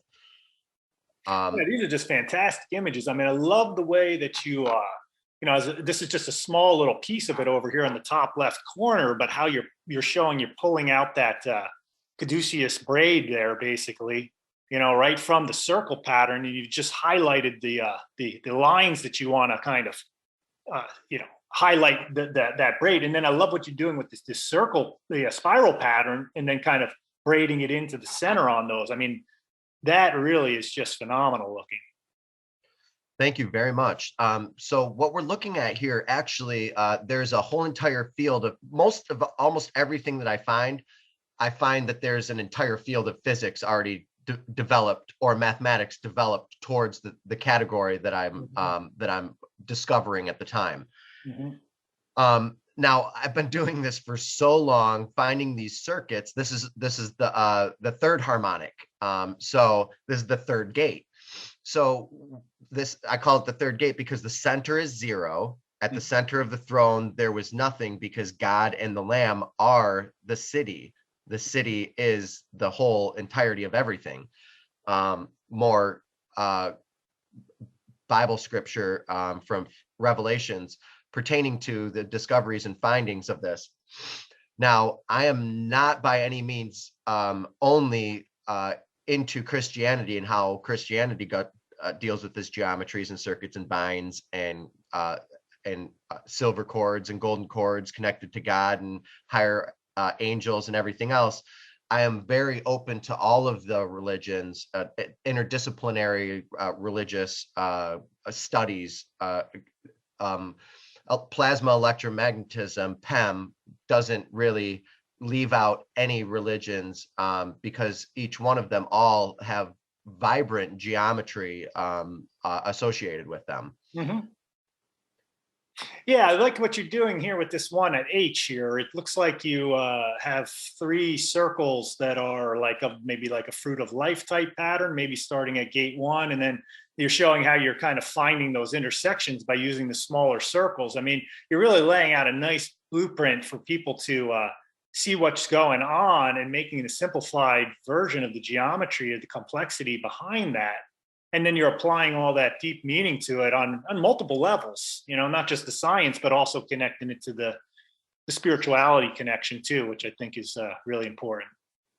Thank you very much. So what got me back into mapping this last round is I was asked to go do a presentation at the University of Science and Philosophy at the grand opening of the Russell Museum in Waynesboro, Virginia. And I had already gone out there and met him before that and helped him paint, and brought my daughter to help paint and do some pro bono, and she's never going to paint for the rest of her life ever again. But on her spring break, what a jerk, Dad. So anyway, nonetheless, I get invited to go out there, and he's like, buddy, give me 24 of your best maps, and we'll have you be the first person at the museum show their art and do a presentation. So then I started doing more maps, and honestly, this business never ends. Yeah. It gets better and better and better. There's so many places to go with this. There's if people find stagnation in their geometry, then it's not dynamic. It's a stagnant geometry, which often comes with just looking at forms that are the same size and repetitive forms, tiling, things like that. Yeah. There's dynamic, progressive tiling and projective growth in some of the temples and things like that. But ask yourself, why is it that every one of these beautiful religions on the planet have geometry inside of their temples and as their hierarchy to look at? Why? Mm-hmm. I have speculation on that for sure. So but maybe that's for the viewers. Right. So it might have been a rhetorical question, but hey, I mean, yeah, exactly. Ponder on that for a while. Why is it? So anyway, what this is, I finally found the science, the field associated with this. They're called skyrmions. And ball lightning is actually, they proposed that ball lightning, this is how ball lightning is formed, using these interlocking loops and circuit type geometries that work towards the source, open and go back out. So the hole is open. On the other side, there's another circuit, but then there's another, and then it creates a ball. So this is one of my, I haven't done a presentation on it yet, but this is one of my great new discoveries about what is this that I'm actually studying that the Doughertyset is. And it's skyrmions. Skyrmionics is the field. I just got to interject for 1 sec because, in my interview with Frank Chester yesterday, he was, he's describing about the heart as a, is it a pump or is it a vortex? And the way, he's looking at the heart as the blood comes in, it vortexes in, and then it comes back up and out, because it has to go in through the microvalve and go out the aorta. So there's this, it's not like a torus, like he was saying in the video, because a torus is a donut that just keeps going around and around like this. Energy comes back into it, but it has to also find its way back out. Yeah. So any geometry that's not implosive and explosive, I consider dead. Or there could be a broken chirality about it. But what's funny is that there is a chirality to the crystal spiral and the square root 2. I'm trying to open up a new Facebook to show skyrmionics. It's SKYRMIONS, skyrmionics. Anyway, that's besides the point. I can't open this up because this stupid thing at the top keeps popping down on me. So anyway, Yeah. skyrmionics. Okay. Do you have any slides that you want to show on that, or you think that you have any just some your regular drawings that is a nice folder to just show some of the viewers that aren't familiar on my end with some of the work you've done with your artistic creative imagery? This is a good one, I guess. Yeah, I can go through this folder. And there was a couple of other things. One of the best ways to go about doing that for me is to just go through one of my pages on the geometric view. Because it has a lot of my geometry, my art, and other things that I do. Yeah, no, I think it's fantastic. I mean, like I said, it's really impactful, and I love, it's more than just art. It's never just, but you're added all this richness through your research and science to it, and you're hot on the trail, and you're making some awesome discoveries, and you're connecting with the right people to share it in different areas, and it's becoming really meaningful. It looks like in all the levels of connection you brought it out to. Yeah, there's nothing more important than this in the universe. I mean, this is what we're all born and destined to try to understand as philosophers. What is life? What's the meaning of life? Yeah. Initially, I was trying to create the greatest art piece in my head. Before all this geometry came to me, I was an artist doing all sorts of art, but I'm like, what's the greatest art piece that you can create? Because I'm like, I can sketch lifelike figures and all this other stuff, similar to Picasso or whatever. Like he did art. He did a bunch of different art. It was great at it. But what is it that's unique?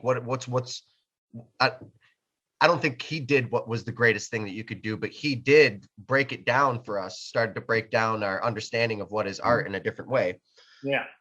So nonetheless, this, you can see the square within the square here. Yep. I kept it in for this one to wink for people to be able to find it and understand it. So that's the Doughertyset we're looking at right down the hole. The center, which is hollow. The entire universe is hollow. Hollow it is, hollow we are, hallowed be thy name. The entirety of it is hollow. Back to another Bible quote, at the center of the temple and the throne, there was nobody sitting in the center of the throne. It's hollow. It's for us to resonate with, for the columns to fractally form the echoic chambers of eternality. So in my field, which is mostly plasma physics, high energy plasma physics, because that's what this geometry breaks down to. I'm finding after 18 years of research, getting into the primer fields here by David Lapointe. If you go to YouTube, you can see videos about exactly what is happening here and how important this is of a discovery, and how we've seen this in the skies before, in the Squatter Man, and it's all over art, all over the world, this image. But there's a circle here and a circle here, which the circle's already there. So, but it's proposed by Dr. Anthony Peratt, a plasma physicist, that because he created this image in the lab and then started getting into archaeology, and I think that's the right term, paleoarchaeology, I forget, but how the cave art and on rocks all around the world had the glyphs that he was creating in the lab. He's like, this is way more than a coincidence that these exact plasma instabilities that he's creating in the lab happen to be on cave art all over and on rocks, and they're all facing south, looking towards the sky, like the southern sky. So it just proves, invalidates Velikovsky's theory of the planets shifting at different times, and the plasma as they passed each other made it look like the gods were fighting, and it makes perfect sense.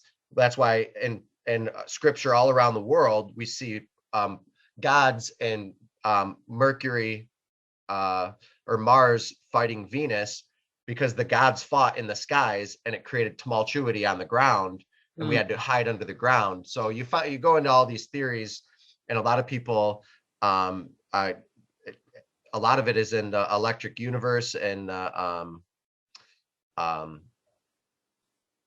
Thunderbolts project as well. But here is this is CMEs coming off the sun. Cosmic microwave, or what are they? CMEs. Brain fart for a second. But they create these shocks around the Earth, and it looks very similar to some of that geometry. These are small pictures. Sorry, but when you draw the cylindrical fields within the cylindrical fields and the collimated cylinders within the bullseye, concentric circles, you get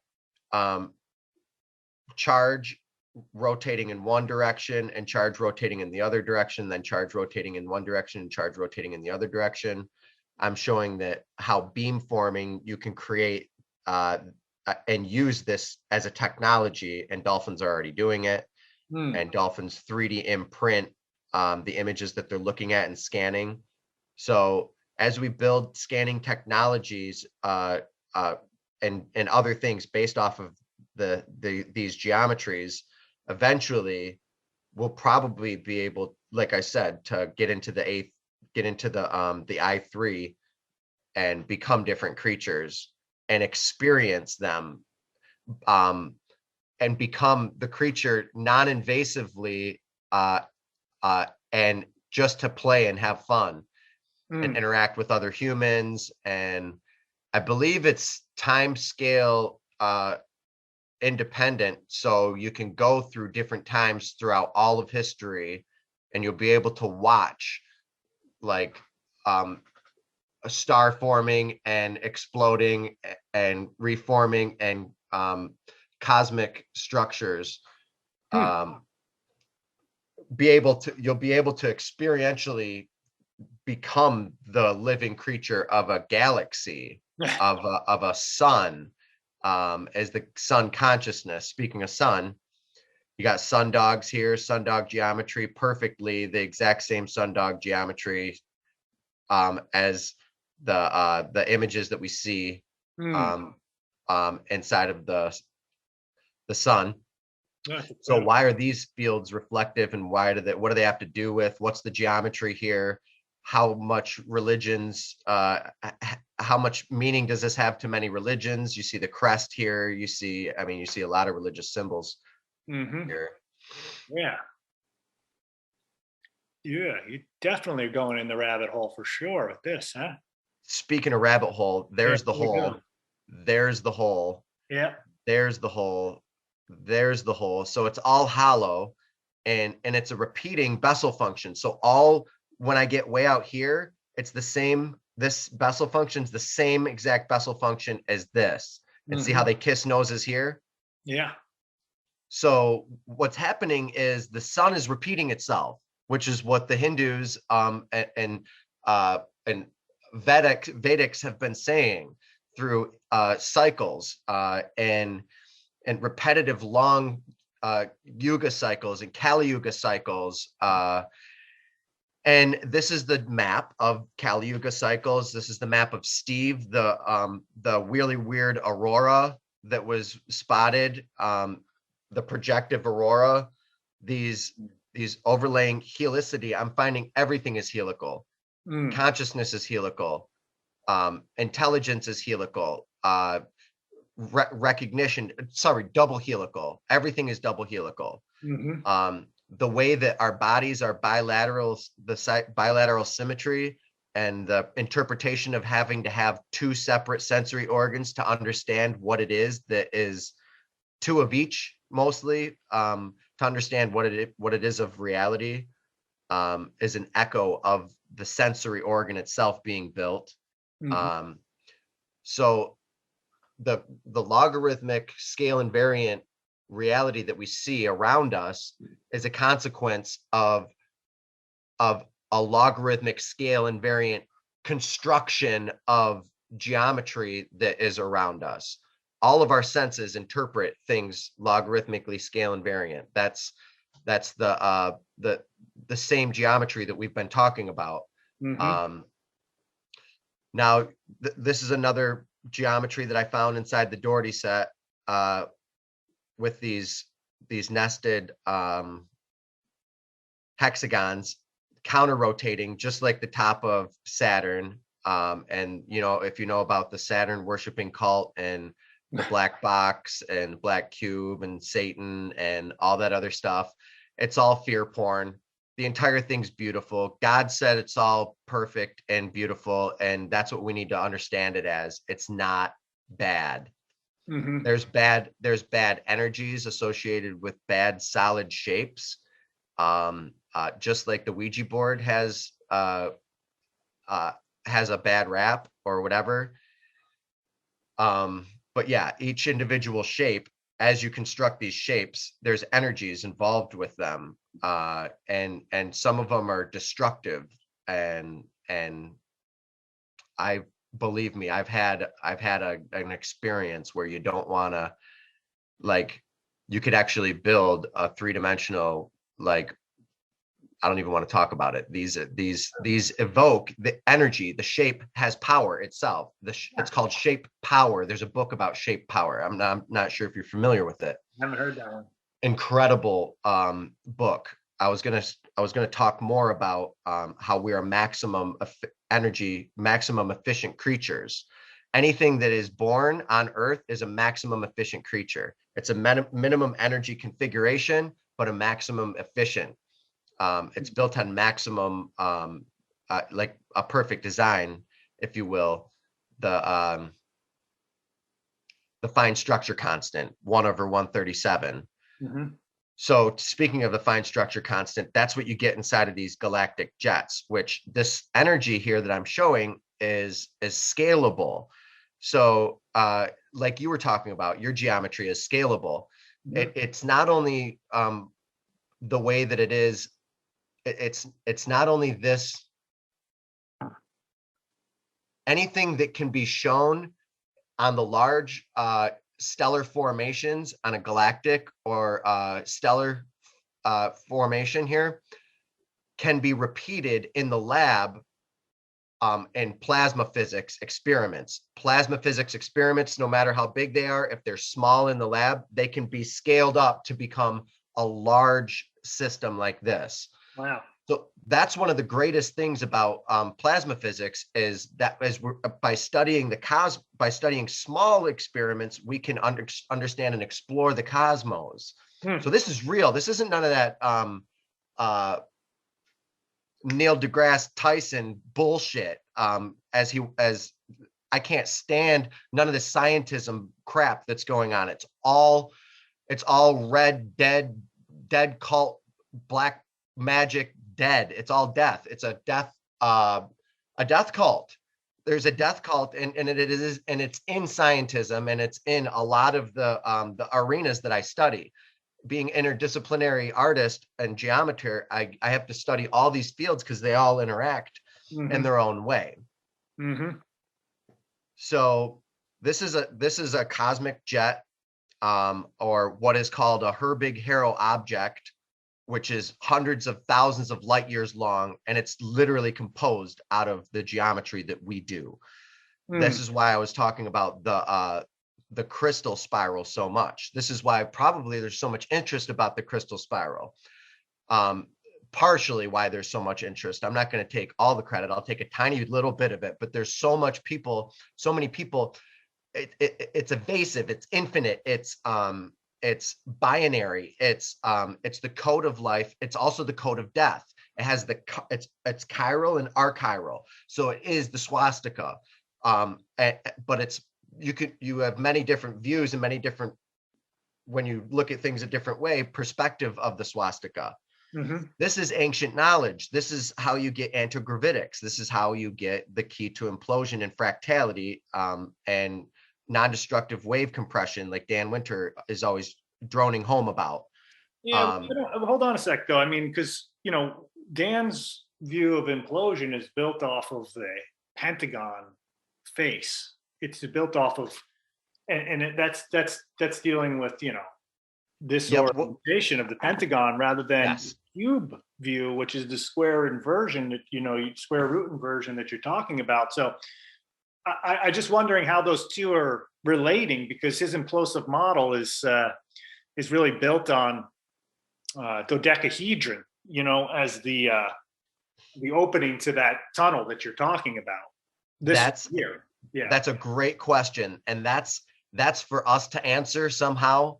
Well, I can answer it, but that's for us to explore more in detail.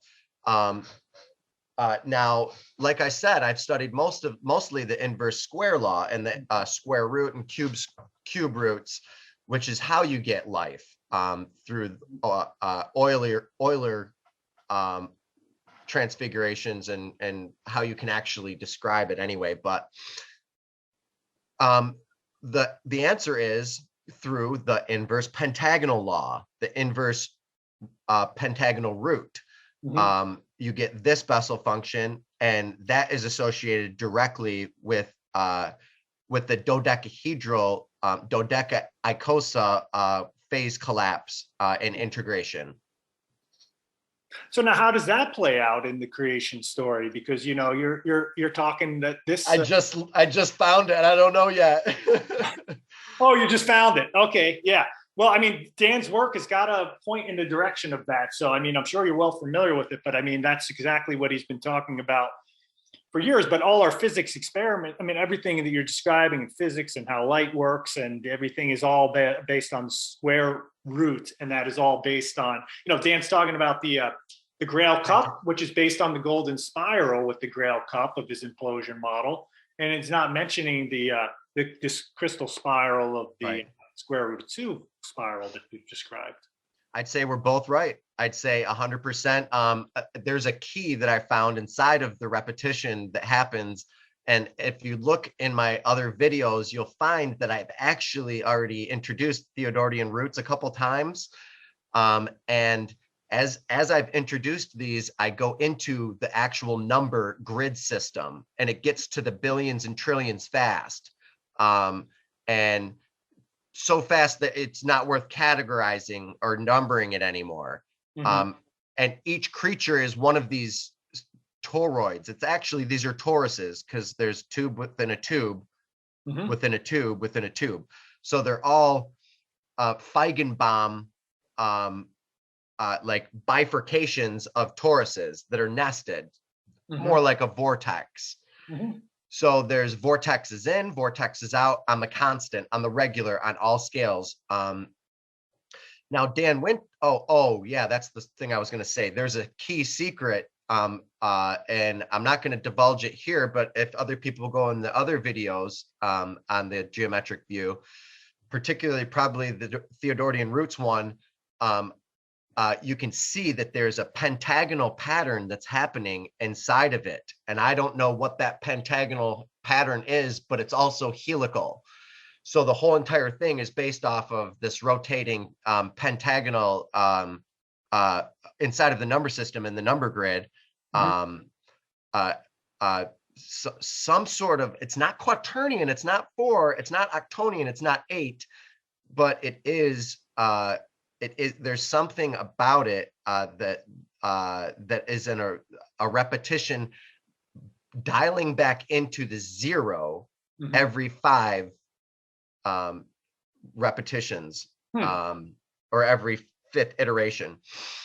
Now, hold on a sec. I mean, because what I'm thinking of is like, remember I said that this is Dan's kind of implosion model from the pentagon structure, so that would be the pentagon root that you're describing, the way I see it, And then of course, this is part of this little rhombic tricontahedron. This is part of this form.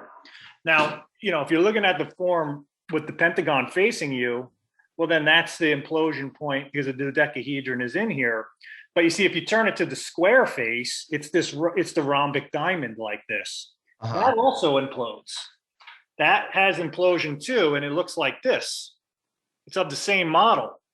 And here you're just looking at the rhombic face, which is the red struts, these big red ones, at a smaller rhombic face to a smaller rhombic face to a smaller rhombic face, infinitely too. These two models that I'm showing you here, the two of these, they just fit together essentially like this. I mean, it's part of the same structure. We're either looking at it this way, or I turn it to the square face and you're looking at it that way. So, is it another example that I've described of like, maybe each of these views we look at, is particularly from one angle of, one angle, but essentially it's one implosion that's happening from all these different angles, and it's going to particularly look different, either like this, or you're going to look at it like an imploding thing like this, but essentially it just still comes back to something that looks like this, depending on how we're depicting it. Okay. Yes. Actually, there's one thing that I put in your folder, and that's this. Exactly what you asked. And it's not even. It's actually Dan Winter.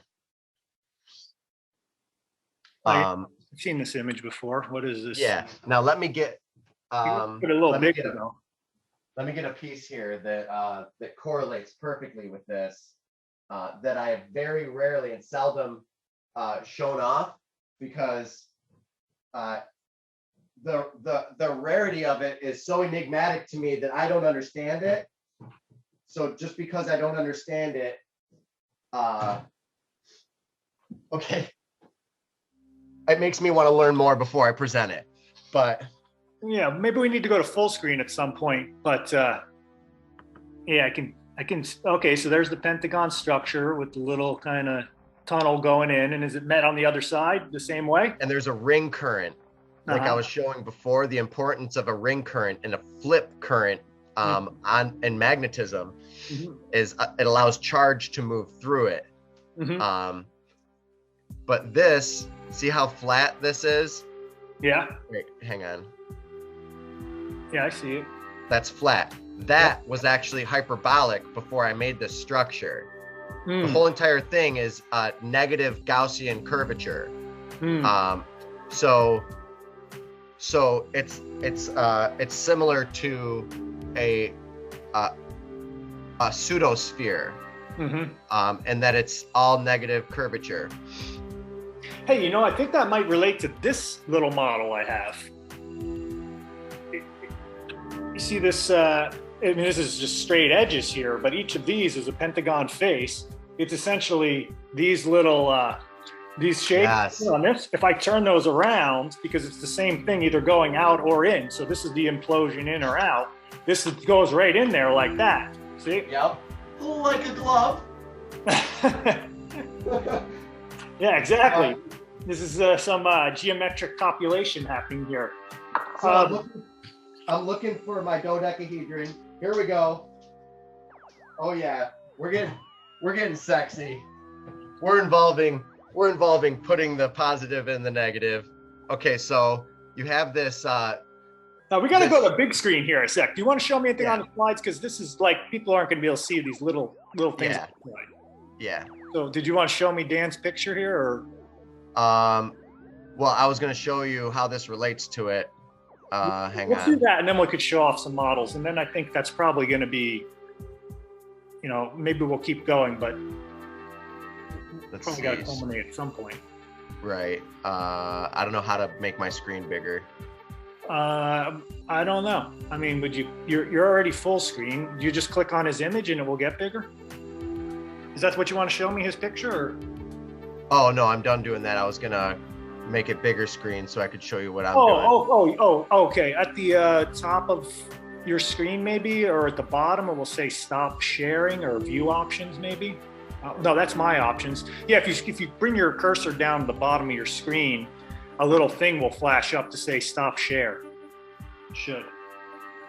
Oh, okay. Somewhere. Stop share. Yeah, there you go. There we go. Okay. Wow, we flipped. Now I'm on the other side. All right. Now I got to use my other hand. Okay, Yeah. so this is a hyperbolic shape that comes directly out of the Dougherty set. Mm-hmm. I've actually taken this really important shape and because certain things become more important than others inside the shape. Mm-hmm. But so you drop the dodecahedron in it and it nests perfectly. Yeah. Perfectly. Whoop. There's other ones. Yeah, perfectly. There we go. Yeah, look at that. That's perfect. Yeah, I mean, it's following the pentagonal symmetry as you go in there. And you can make it explosive and implosive. Mm-hmm. So this is, I can break down the parts. I haven't really studied the dodecahedral geometry as much. I've been studying that one, and the other one's been so fruitful. The inverse square has been so fruitful. I figure, why stop? Because it just keeps popping out discovery after discovery. Well, I think, if you're going to be setting up and preparing for a Dan Winter talk, that's probably your, just speculation here. This is your next. Yeah, you're right. I know, that's why I've waited. Because this big thing I got here is just one of these little points, right? That's just one of these. Yeah. And then that is the inside. It's just this thing's flipped around now and it's going to the inside. And this little structure, this is the stellation of the small stellated tricontahedron. These two just fit together. Yeah. Like that, So it's implosion, explosion happening. But this is really just part of this internal hull of, this tricontahedron shape. It's part of this whole process that I described in the geometry. So it's one particular view, but the pentagon shape really has become the main vortex. When I turn that to the shape like I was showing before, from this point to the flat face of the cube, well, then you're looking at that. But you see, that's also got a caduceus type of zigzag pattern going on here from the square orientation view rather than pentagon face, yet it's still the same geometry is what I'm saying. It's just now presenting a different version of this, coming from the different angle to meet essentially back in the center. So either way, it can be broken down into helices. It's all helical. Exactly. Double helical every time. Yes. Yeah. But the double helices can actually also be broken down. There's pentahelical and other trihelical, trihelical. Well, hey, I think that's probably a full amount. I mean, I think, for wrapping up with the few models at the end, do you have anything else you want to try and add in, buddy? I know you had some other shares. Did you want to conclude with anything more on our conversation? And, I feel down the line, we'll probably reconverge at some point, maybe do a follow-up as we both explore our journeys and see what more comes, because there's always more coming down the pike for me as it is for you. And, checking in every so often will be a lot of fun. Yeah, absolutely. Your geometry is inspiring me. And I do you mind if I on my shows highlight your geometry and reference it and share your content? No, I'd love to, like, when I'm on my shows, just be like, look at this guy, and this relates to this because of this. And, that's connections that I don't, you tell me about them, first of all. But right. if I don't see the connection, you might, because, you're really deep in understanding the science. I just intuitively go about this. I don't even know what I create a lot of the times and then discover what it is afterwards. So you're helping me grow and understand more about it. But if you see that it relates to something, just share it. And then just, of course, let people know new geometries out there, because there's other avenues that I'm exploring that people might find interest in as well. And I'll do the same with my material with you. Okay, perfect. So wrapping up, let me double look my list here.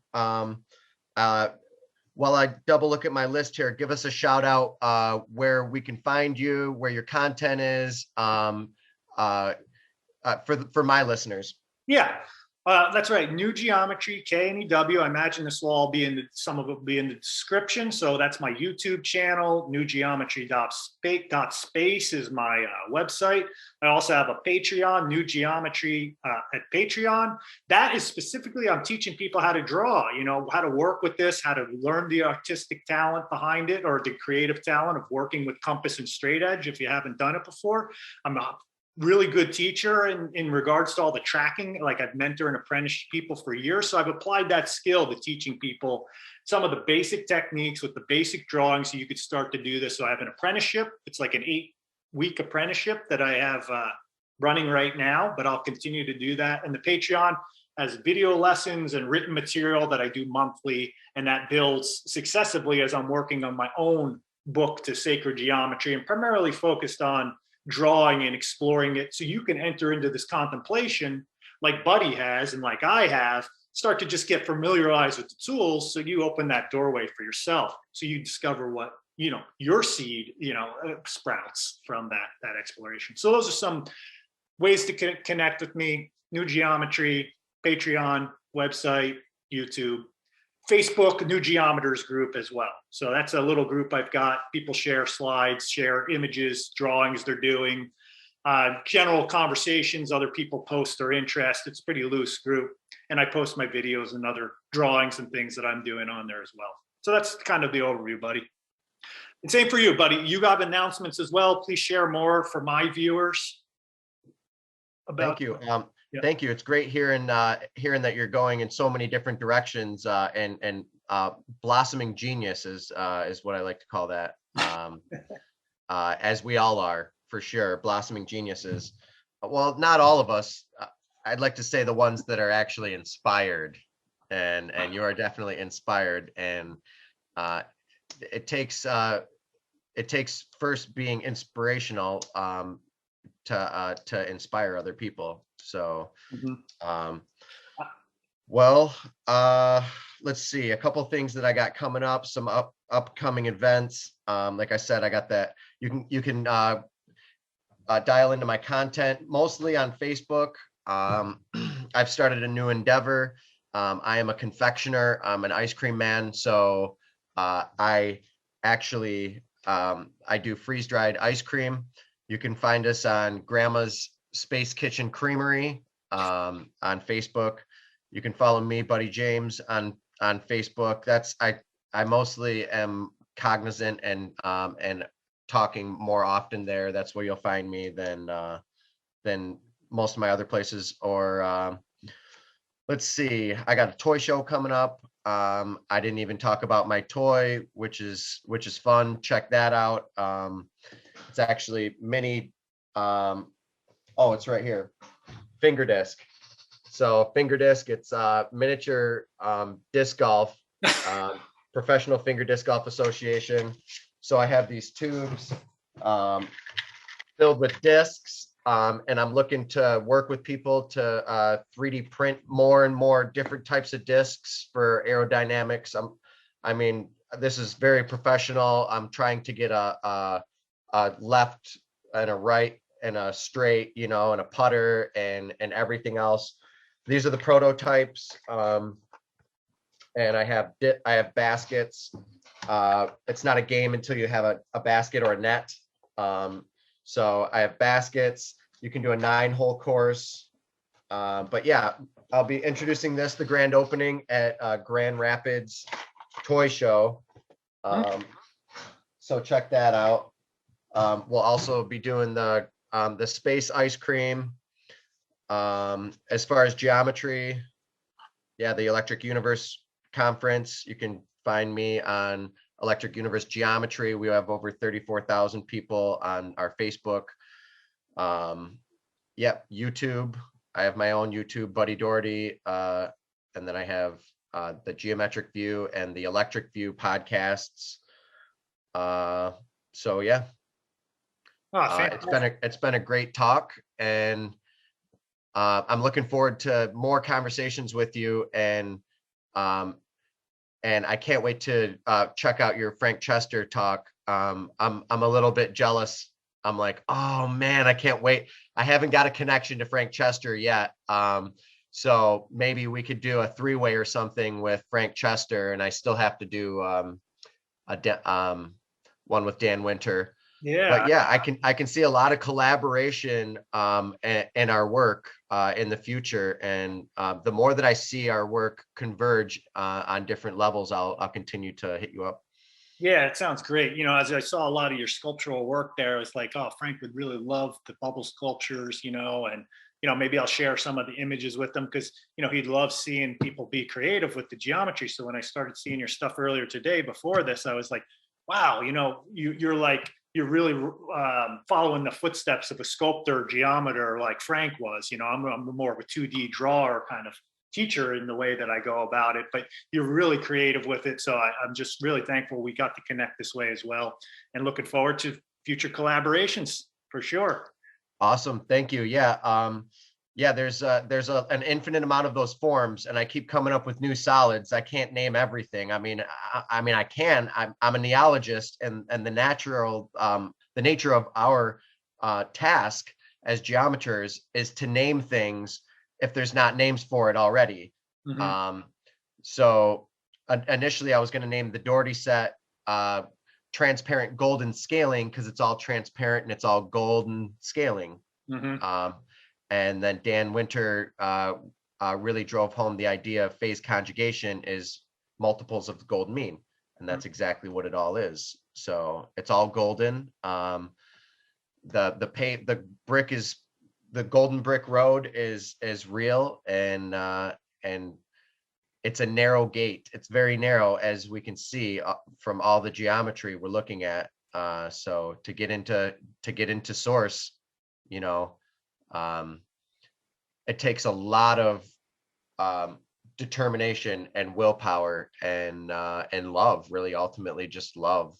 Yeah, it all breaks down to love. Loveiswatching, like you have, like you said, Loveiswatching. I mean, it's the best way to kind of close things up, because we'll just get in a roll again. But bringing it back to the essential ingredient, you know, for me and for you, you know, as I could tell, it's like the love and the heart and that comes forth from that exploration is coming from that good place. So hopefully our viewers, you know, really felt that in all the different routes we explored, just how much we love and appreciate and explore this sacred world and sacred geometry together. So once again, buddy, I mean, it was fantastic connect.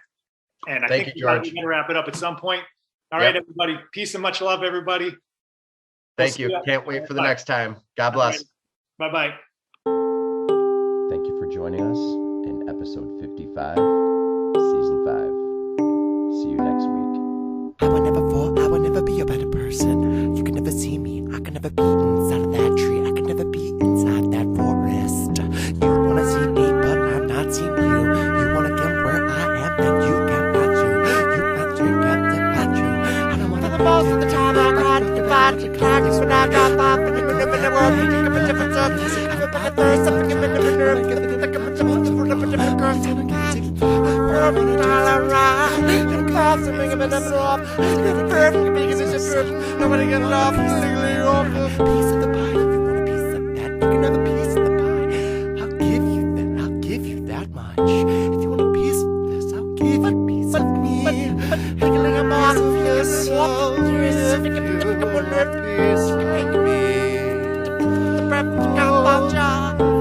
The piece of this, I'll give you a piece of me. I'm offering by the grain of stars. Sometimes it's like some moods you have on the dance floor too. Real smooth, it's like the moves you have on the dance floor. Real smooth. If you want to think you're real smooth on the dance floor, it's real smooth. I like some moves on the dance floor too. Christ be in me, Christ be in you, Christ be in me, Christ be in God.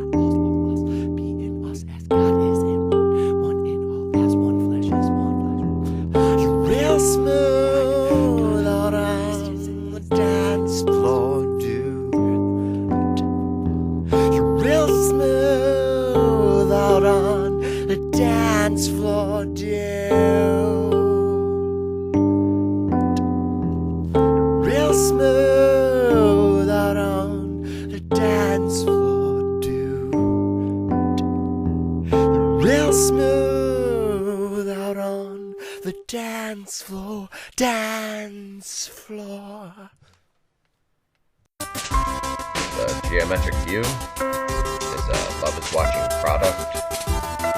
Loveiswatching being. Thank you for doing that. Keep your eyeballs out. Pay attention. There's a lot going down this year. Be vigilant. Be mindful. Be insightful. Be loving. Thank you for being here. Thank you for being kind. Share the love. Spread the love. Become the love. Amen.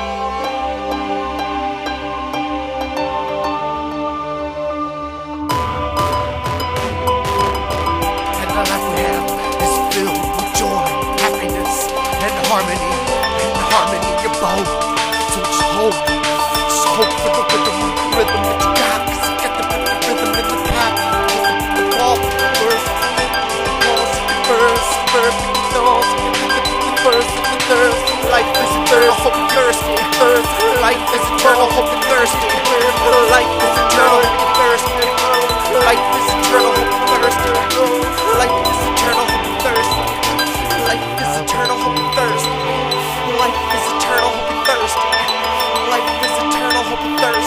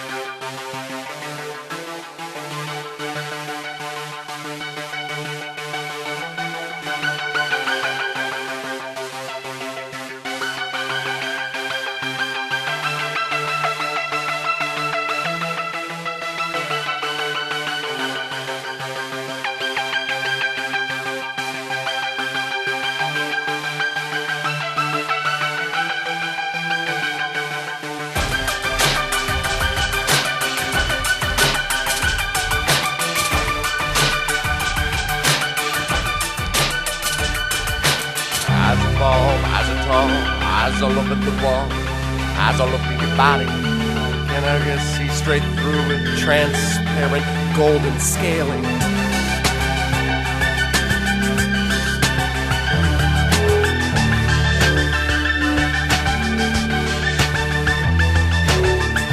The largest of the atom must embark on this because this is the journey. The journey is life. Take hold. Here we go. 3, 2, 1.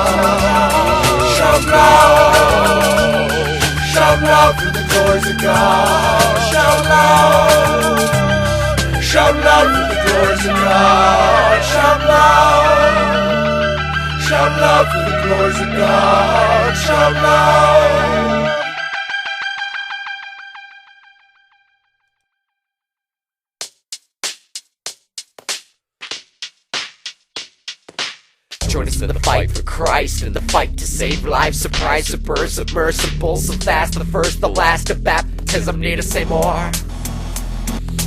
Pay attention like the marrow in your bones, arrow in your back, arrow in your lungs, zero into the back, tertiary Christian neurons, synapses and narrow endurance into eternity.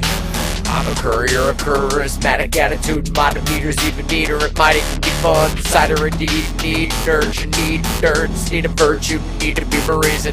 Feasibility to be is a reason to be clean and sober, keys, open doors, signs for directions. Be the carrier of candlesticks, the man who brought you change. Every second you ride, until make a ribbon, you pivot, potential, you curve and cat. Could be cold, could be copycat, could be copy corpse, could be Schrodinger's best. Could be micro-actor, Mackie, normal, open-minded, itsy-bitsy, freaking huge, a universal supermassive aspect of attached awareness. Aware of this all? Collaborative consumption. Are you aware of this all? Collaborative consumption. The new thing consumption. Collaborative consumption. Consumption. Get up now! Out of the boat! Drop! Where did this up? We don't got about not about a girl, but about a not about a goddess spirit. Get up, what's up? Jedi chapter. Spirit red planet on the middle foot.